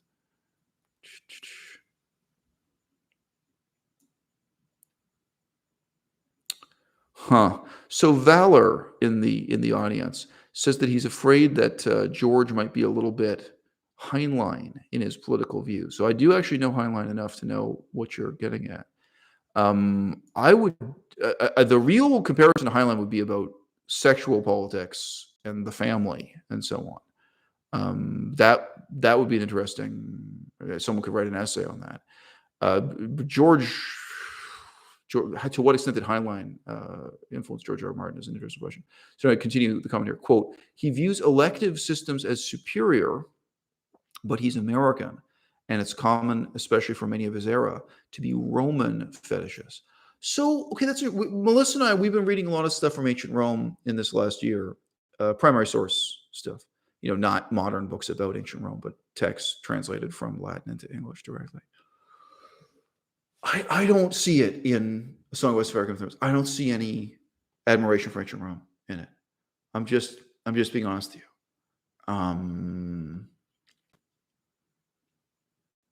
I don't have a lot more to say about that. So that's interesting. You have two suggestions here. One is about the connection to Heinlein. And that probably some of the darker elements of incest and the nature of the family, what have you, you can make an argument there. But someone else will have to write an essay about that, whether it's what Heinlein says about democracy, what he says about the military, what he says about war, or ancient Rome. But no, I really don't see George R. R. Martin having any significant interest in or sympathy for ancient Rome. Okay, so question from Lakis, and fair enough question. Quote, why would any philosophy found in A Song of Ice and Fire, etc., need to provide true happiness? So I think you're misunderstanding the point I'm making, but I'll continue. Quote, I mean, even George R. R. Martin said the ending will be bittersweet. Okay. So it's not the case that a philosophy needs to be about happiness. This is not what I said, and that's not what I was insinuating or suggesting indirectly. The point is, you can quite quickly come to the point of what someone's philosophy is by narrowing down what do they say in this corpus of literature about true happiness. So I'll give you two examples from myself. One, my own book, No More Manifestos. As you can even guess from the title, there's a lot of criticism of politics. There's a lot of negative things said about politics, some about religion too, right? Okay, but if you say, look, positively, what is this guy saying about the meaning of life? And also positively, what is he saying about politics? A very rapid way to say, okay, we got all these pages. I don't know how many hundreds of pages it is. Let's rifle through it. What is he saying positively about happiness? What is this positive example of happiness? That will normally indicate to you what this person has to say about philosophy, and indeed about political philosophy. That this person says to you, look, true. So someone writes a book. I mean, a very conventional right-wing conservative may write a long book or series of books with a lot of, some right-wing conservative writes a book criticizing left-wing people. But when I ask you, okay, what is the model of happiness in this book? Let's say it's Ben Shapiro or something. Ben Shapiro's model of happiness is a heterosexual man married to a heterosexual woman, raising children, and doing these same fucking religious rituals forever and ever. This is very simple. That's happiness. For him, white picket fence in the suburbs, religious heterosexual couple. He has a very normal, boring, very narrow, boring idea of happiness. That is his idea of human happiness. Some other writer writes a book where they say, look, the only way to be happy is to go out and really take risks, really be a creative artist, really be this kind of reckless figure, pushing your own boundaries, getting out of your own comfort zone. Different authors will have different ideas of happiness that will very rapidly bring you to an understanding of what their philosophy is if you're looking through a corpus of text. So I've said this about my own book, which very few of you have read. Some of you have read it. Say, okay, well, you can. I mean, it's not a summary of the book. It's sort of like a fish hook you can put out there and then bring you to the heart of the matter rapidly. An intelligent person could do an analysis of my book and say, well, okay, Eisel Mazard says all this stuff, critique of politics, critique of history, critique of religion under many different things. Okay, but when he talks about happiness, when he talks about what it is to be alive and what is the meaningful life, which comes up in many different parts of the book, you can bring that together, and that really shows you what this guy's philosophy is all about. This is what he thinks a meaningful life is. This is what he thinks it means to be happy as an individual and for the organization of society as a whole, what that requires the organization of society. Now, I can also say that about the corpus of literature on this YouTube channel. I don't know, 3,000 videos, thousands, hundreds and hundreds and hundreds of monologues have been uploaded to this channel. And if someone says to you, well, look, Eisel Mazard, à-bas-le-ciel, you have this huge sprawling corpus of literature produced over many years, talking about many different political issues, ethical issues, philosophical issues. Okay, so what's it all about? What does it come down to? You could indeed attempt to summarize it, come to the heart of the matter by saying, okay, well, you know what? If you see what this guy Mazard says about happiness, about leading a meaningful life, that's a trail of breadcrumbs that takes you to this point. So yes, I do think that mode of analysis with the corpus of work of George R. R. Martin, it's telling, it's revelatory, it reveals exactly what I want to talk about in this video. Now, even though it is bittersweet, to use George R. R. Martin's favorite term, if you read his story, A Song for Elia, I believe it has been published as a book. It's a standalone book. Anyway, it's not that long a book. If you read A Song for Elia, it very clearly shows you this is happiness, this isn't. All right?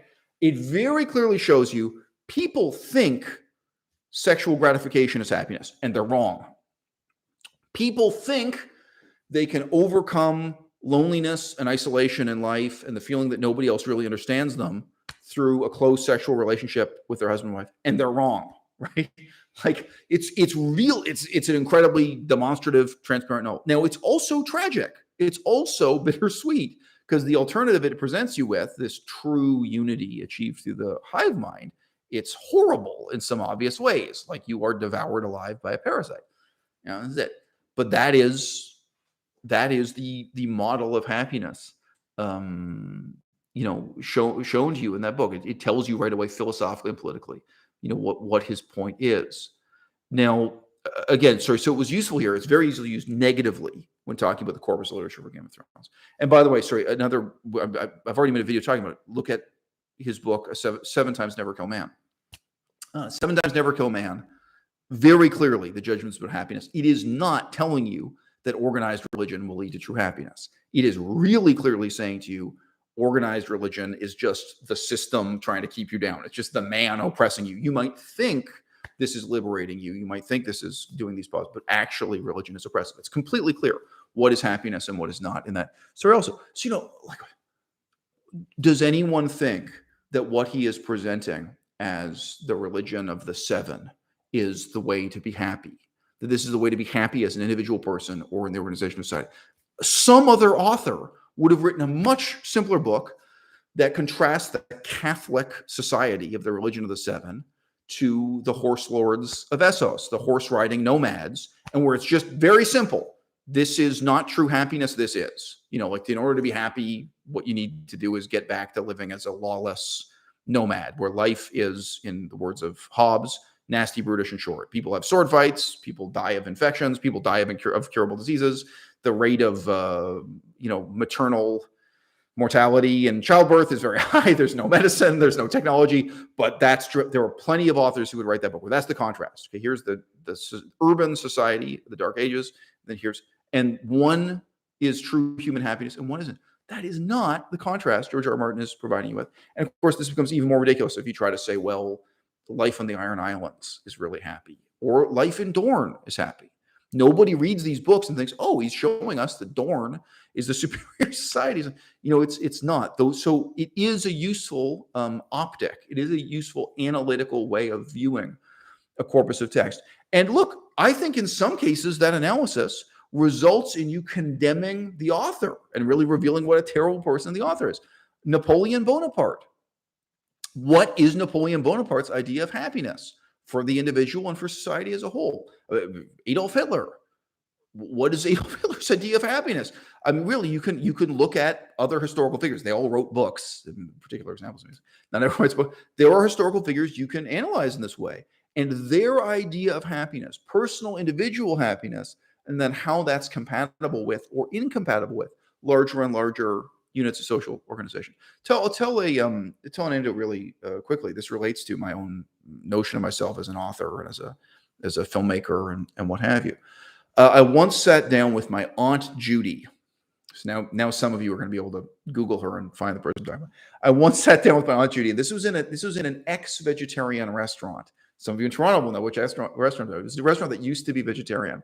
And they actually had a sign on the window at that time saying, sorry, we have chicken. They went from being vegetarian to being vegetarian, but also offering chicken. And I think eventually they just became a total meat serving restaurant. They became vegetarian with a chicken option because they weren't making enough money. So I remember on the sign on the restaurant said, sorry, we have chicken. So there's my Aunt Judy. And she said to me, I'm sorry, some of you heard this anecdote before. She said to me, we were talking about the fact that the film industry was thriving in Toronto at that time, which it was. And she says, yes, but what is the point of making all these movies if they're just crap? Like, what's the point of making them if they're just meaningless? And I laughed out loud at her. And it was a sincere laugh. It wasn't a contrived, oh, no, I really thought this was hilarious. And I asked her, what is the point of drinking water? What is the point of breathing air? Why do you think people want to eat food? And then said, across the street from there was a bookstore I've taken Melissa to, a secondhand used bookstore. So you stand in front of a shelf full of books in a bookstore like that. What percentage of these books are garbage or meaningless or whatever you want to put it? Like you're looking at like the novels section or something, but any section, even the nonfiction section. Is it 99%? Is it 99.9%? But the minority of us who want to do something meaningful, the minority of us who want to make a really meaningful film, it's possible for us to do so because of that 99%. They create and sustain the whole industry. All these people are fed and clothed and have apartments and breathe air and drink water thanks to the 99% of films that are meaningless. And then once in a while, someone gets to make one film that's meaningful. And I really see it positive that way. Like the publishing industry and book publishing. Well, gee, I sure am glad there are 99% of books that are garbage because I get to publish my one book as a result. Like the whole, like what I'm doing has my meaningful life has a parasitic relationship to the meaningless life led by 90% of people or 99% of people or whatever it may be, whatever that percentage may be. And, I mean this in relation to the creative arts, filmmaking, so on and so forth. So this is a contrast because I view that positively. I feel gratitude. And I was going to be fucked up. Like I feel grateful toward the publishing industry because once in a while someone gets to publish a really important book, and once in a while it might be me. But even if I'm just a reader, I'm so grateful for these books I get to read that are good. But I realized they would not have been published. That publication wouldn't have been possible if it wasn't for the 99% of books that I disregard as meaningless. So this is true of publishing. This is true of the film industry, so on and so forth. And her view of it was instead of zero sum. Her view of it instead was fundamentally communist. She basically felt that the government should snuff out the freedom of the press and the film industry and control these things, so there were only, films being made that are approved by Joseph Stalin or what have you as being of a public benefit, educational benefit, or morally uplifting purpose or some of this. That's the kind of society she wants to live in. She's a fucking communist. And not a moderate communist. Let me just add. That's her view of society. And she thinks that by reducing the number of meaningless films, you're going to increase the number of meaningful films. By reducing the number of meaningless books, you're going to increase the number of meaningful. And no, my view is the opposite. More garbage, more mainstream crap, more, the flourishing of the meaningless side of the industry will let that small minority flourish also. We, the authors who want to do something really meaningful, we're going to get to exist parasitically on the back of this great blue whale of an industry crashing through the waves that's, producing this kind of mainstream crap and feeding everybody involved, providing them with food and shelter that I can't do. I can't keep all the makeup artists in Los Angeles employed. But when I do make my one film, I expect to be able to just call in this makeup artist, call in all these technical people doing the lighting. Well, they're being employed making all this other crap. So I have a very positive view that way. This is also why I'm not an anti-natalist. I'm not against life itself. I enjoy life. I'm very kind of, in this sense, pro-life. Word that is more than one meaning. But, there are a lot of people who have a fundamentally, negative view of life. Well, so just when you see that, when you think about, what is happiness? What is happiness for the individual? What is happiness for the larger unit of society, right? And then do you see one as antithetical to the other, one as inimical to the other? Do you see the individual as trying to steal something away from the larger society, or as contributing to the larger society and grateful to the larger society? These are big, profound differences. And that shows in people's writing. It shows in their writing when they're writing fiction. It shows in their writing when they're writing nonfiction. There are a lot of people who are fundamentally bitter, self-hating, antisocial people. And they write books where their notion of happiness shows that in their books. It shows that in their books and their films. Okay, well, this is what this guy thinks happiness is. Look, Voltaire.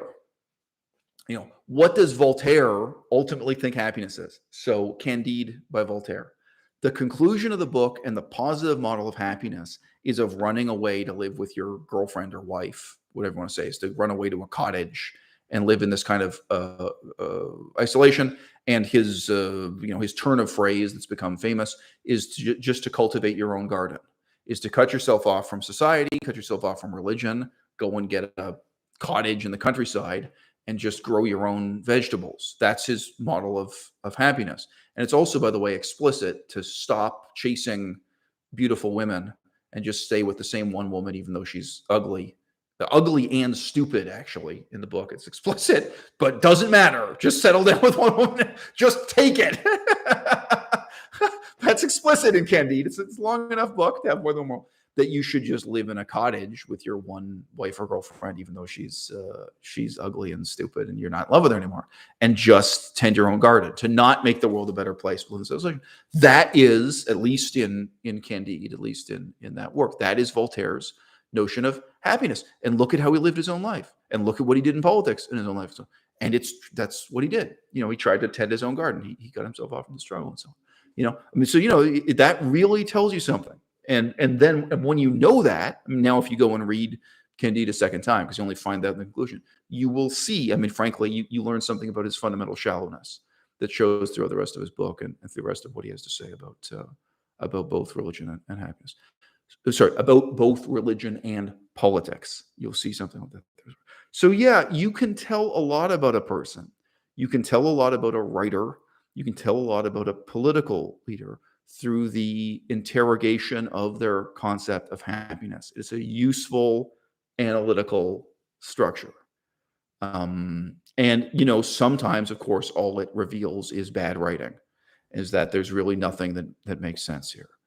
And, the character of Batman, what makes Batman happy? This collapses, it falls apart no matter what analysis you bring to it. Does Batman actually enjoy punching people? Is he that dark a character that he's on this kind of sadistic, cruel revenge fantasy? Is that his character? There have been so many different interpretations of Batman. Sometimes he is portrayed that way. Sometimes he's portrayed as an insane revenge-seeking kind of sociopath. Sometimes, the original name of the comic book was Detective Comics. Sometimes he's a detective in a cape, where he's this very calm, he's a Sherlock Holmes-like figure. So, anyway, I don't have to go on and on about this. But yes, it is useful in terms of what is the happiness. Sorry, pardon me.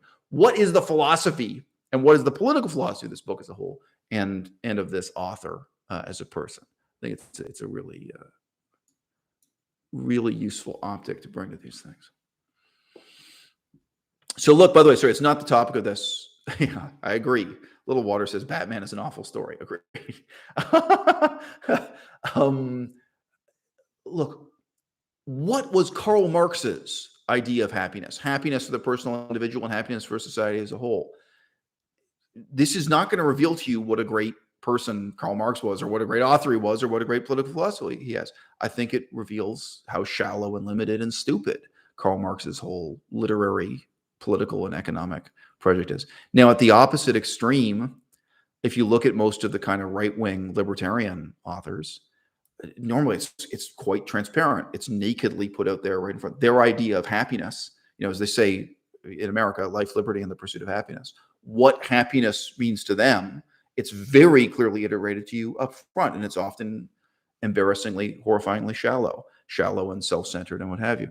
So yes, this can be applied constructively and destructively to different authors, revealing different, I think, important aspects of political philosophy in their writing.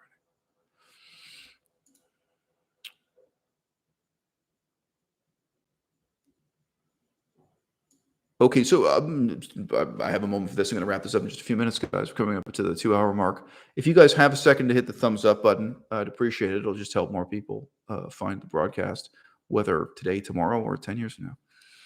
Wicked Energy comments, quote, doesn't listening to popular media make it easier to relate to other people sometimes?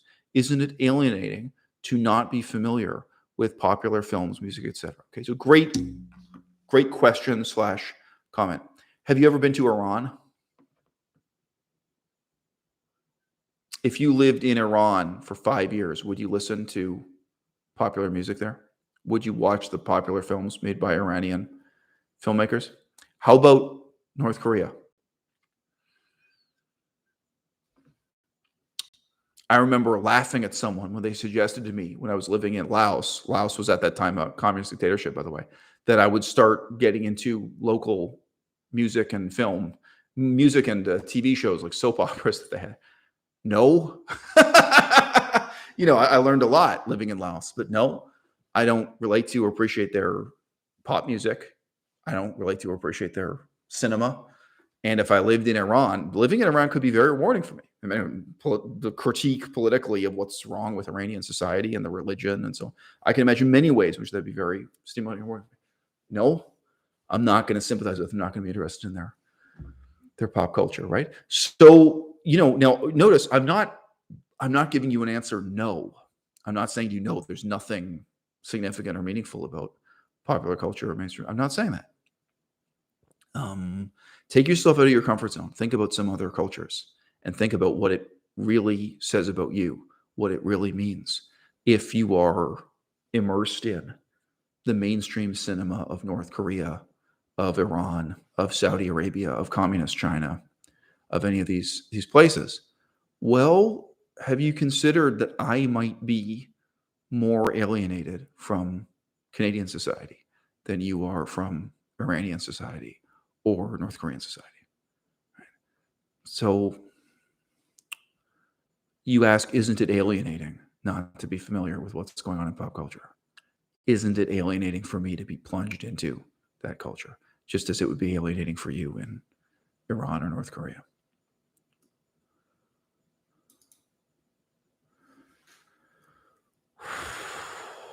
So Vaylor says, coming back to a point discussed quite some time ago, he didn't pull the Roman thing completely out of nowhere. If you type in GRRM Rome, you'll see 2 posts obsessing over the fictionalization of Rome's late Republic era. Yeah, well, so I have this city village. I didn't ridicule your point. I didn't say that's ridiculous or stupid. I just sat there and reflected honestly that I don't see any interest in Rome in the A Song of Ice and Fire corpus of literature as it now exists. It's possible the next book will come out and it's all going to be related to the legacy of Rome. I don't see that anywhere in A Song of Ice and Fire, the serious interest in Rome. I also don't see it anywhere in the Thousand Worlds books, right? So, again, I'm not ridiculing you, but I feel that you will look in vain for that. Now, maybe, maybe you're right. Maybe that's exactly what's coming next. I mean, look, that is coming back to Karl Popper's philosophy. It would certainly be a daring prediction to say that Rome hasn't been talked about yet, because that will be the ideal of the conclusion of the book. So Valor, let's take your hypothesis and let's make it really sexy. Let's make it really provocative. Okay, what if the argument of the next book of Game of Thrones, or maybe the next book after that, but of the books to come, is that the real solution to the riddle is republicanism? And it's republicanism in a capital R sense. And he plunges into what made Rome great, what made the Roman Empire work, like maybe critique of Rome and celebration. Melissa is laughing off camera because she's been reading this stuff. We've been reading Appian and Sallust and some other great ancient Roman historians and authors talking about politics. And there are a lot of bad things about ancient Rome. It's not all good news about Rome. It didn't just end badly. The brothers Gracchi, the main leitmotif of the next volume of Game of Thrones is the brothers Gracchi, and maybe the next volume of Game of Thrones is a carefully concealed critique of the Constitution of the United States of America for not being true to the legacy of the Roman Republic. Maybe that is the intellectual conclusion. Like, I'm not saying this to ridicule you, Valor. It's possible. It's possible. I am just saying, up to this point, if he has that interest, he has suppressed it incredibly effectively. He has completely concealed that from the audience, if that's where this is going. By contrast, the story about the squishers in there. Did you get that from his interest in Lovecraft's ideas as they come up in the squishers and the oily black rocks and the foundation of the temple. There are so many interests he have that are not concealed. Part of him wants to be writing something that's more like Lovecraft's cosmology, not even any specific story about Lovecraft, but this kind of, schlock horror rising from the depths of the ocean thing. That comes up again and again. So if he's really interested in Rome, he is suppressed, and the model of the Roman Republic, he has suppressed that far, far more effectively than he suppressed his numerous other thematic interests and creative impulses, which are frankly, pouring out all over the page pell-mell. As part of why the books go on for so many hundreds of pages. Yeah.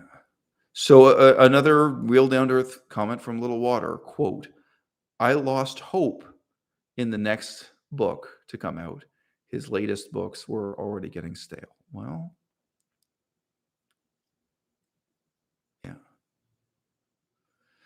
So, okay, this is a good place to end. So a final comment from Do You Want to Give Me a Little Kiss says, quote, "My problem is that the hive mind cannot be a model for human happiness because it can never be a real human experience. So it doesn't tell me much about George R. R. Martin's model of happiness, if it even exists." So this, I totally disagree with you.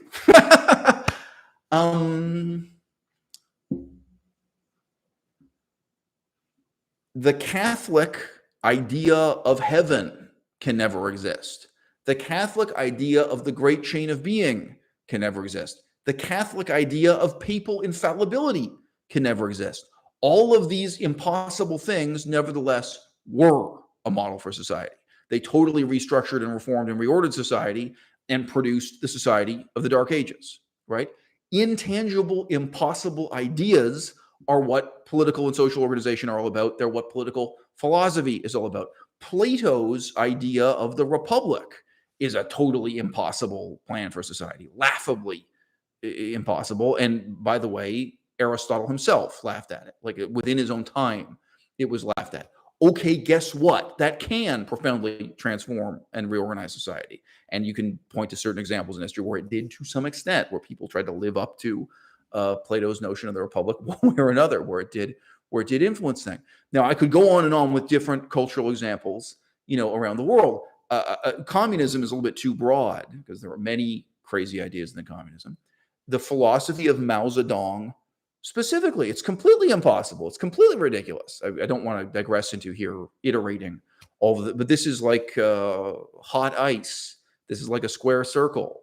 This is wood and iron, and this is totally ridiculously impossible. Okay, impossible, intangible ideals, things that people have never experienced, things that people can barely think through in a coherent way. Those do become the model for society. They do transform the society. And I think you could offer a really sincere critique of my philosophy, which is pro-democracy. I'm very much in favor of direct democracy to the greatest extent, kind of practicable. And I'm a critic of my own views, by the way. I'm not a naive Democrat. But, my arguments in favor of democracy, you could say the exact same thing. You could say direct democracy has never existed. Nobody has ever experienced it. How can direct democracy be a model for our society and politics? And it can't. I mean, I think when it comes to these things, the more intangible, the better. It's precisely through the understanding of the intangible, perfect model of democracy that you can work out all the details for the imperfect, tragic, deeply flawed democracy that you're actually going to get. In the same way that Catholic set of ideals produced and justified a Catholic society through the Dark Ages that in some ways resembled its ideals and in some ways was a parody of those ideals. It was a terrible, tragic letdown. So I just say I had a confrontation with one of my professors once that left him very stunned and impressed at my profundity. And this was in my very first year at university. And this was in my first few months at university. So I was a very young, stupid man, frankly. Young and ignorant and stupid.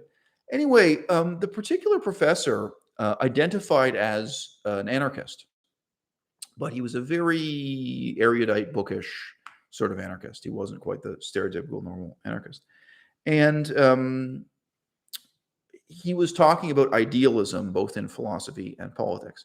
And he said, look, I guess I could speak in the first person from him. He says, look, I'm opposed to this idea of perfection. I'm opposed to this idea that we need anything perfect, that we need anything ideal. And this was his example that he just, I don't know if he's possibly said it every year for 20 years teaching the same course. I don't know if he'd used it a million times or made it up with a spot. It's not that sophisticated an example, so he might have just made up something. He said, I think that a group of imperfect men can come together with imperfect pieces of wood and imperfect hammers and imperfect nails, and they can build a boat. And it's an imperfect boat, but there's just no need to have any kind of ideal, have any kind of perfection, any kind of transcendental, perfect notion for people to come together and build a boat. And then by the same token, there's no need for any kind of ideal or perfect notion to build a society, to build there's no need for political ideals or a notion of whether that's a perfect Marxist society or a perfect democracy or what have you. And I put up my hand and said, what about the blueprint? And I think he said also that none of these things can be perfect. So I'm embellishing what he said quite a bit, I guess. But, the boat can't be perfect and the piece of wood, each individual piece of wood can't be perfect. There's no perfect. Okay. What about the blueprint? Right. There's a sense in which the blueprint can be perfect. And there's a sense in which it must be perfect. And if it's not, when you put the boat in the water, we're all going to die. And he really stood there and he put his hands on his chin. That the plan is perfect. And I said, yeah, that you have imperfect men with imperfect tools and imperfect pieces of wood. But either they're using a blueprint that's perfect or it's not. None of you will ever touch the blueprint. None of you, okay, there's a sense of what you will. None of you will touch the ideal ship, the notion of perfection described by the blueprint. You can't touch an idea, you can't touch an ideal. You'll never ride in a perfect ship. But yes, these intangible, abstract, idealized notions guide our actions as imperfect people in coming together, whether we be in our hundreds, in our thousands, or in our millions, to, you know, build the ship that hopefully, when the rain falls, will keep us all afloat.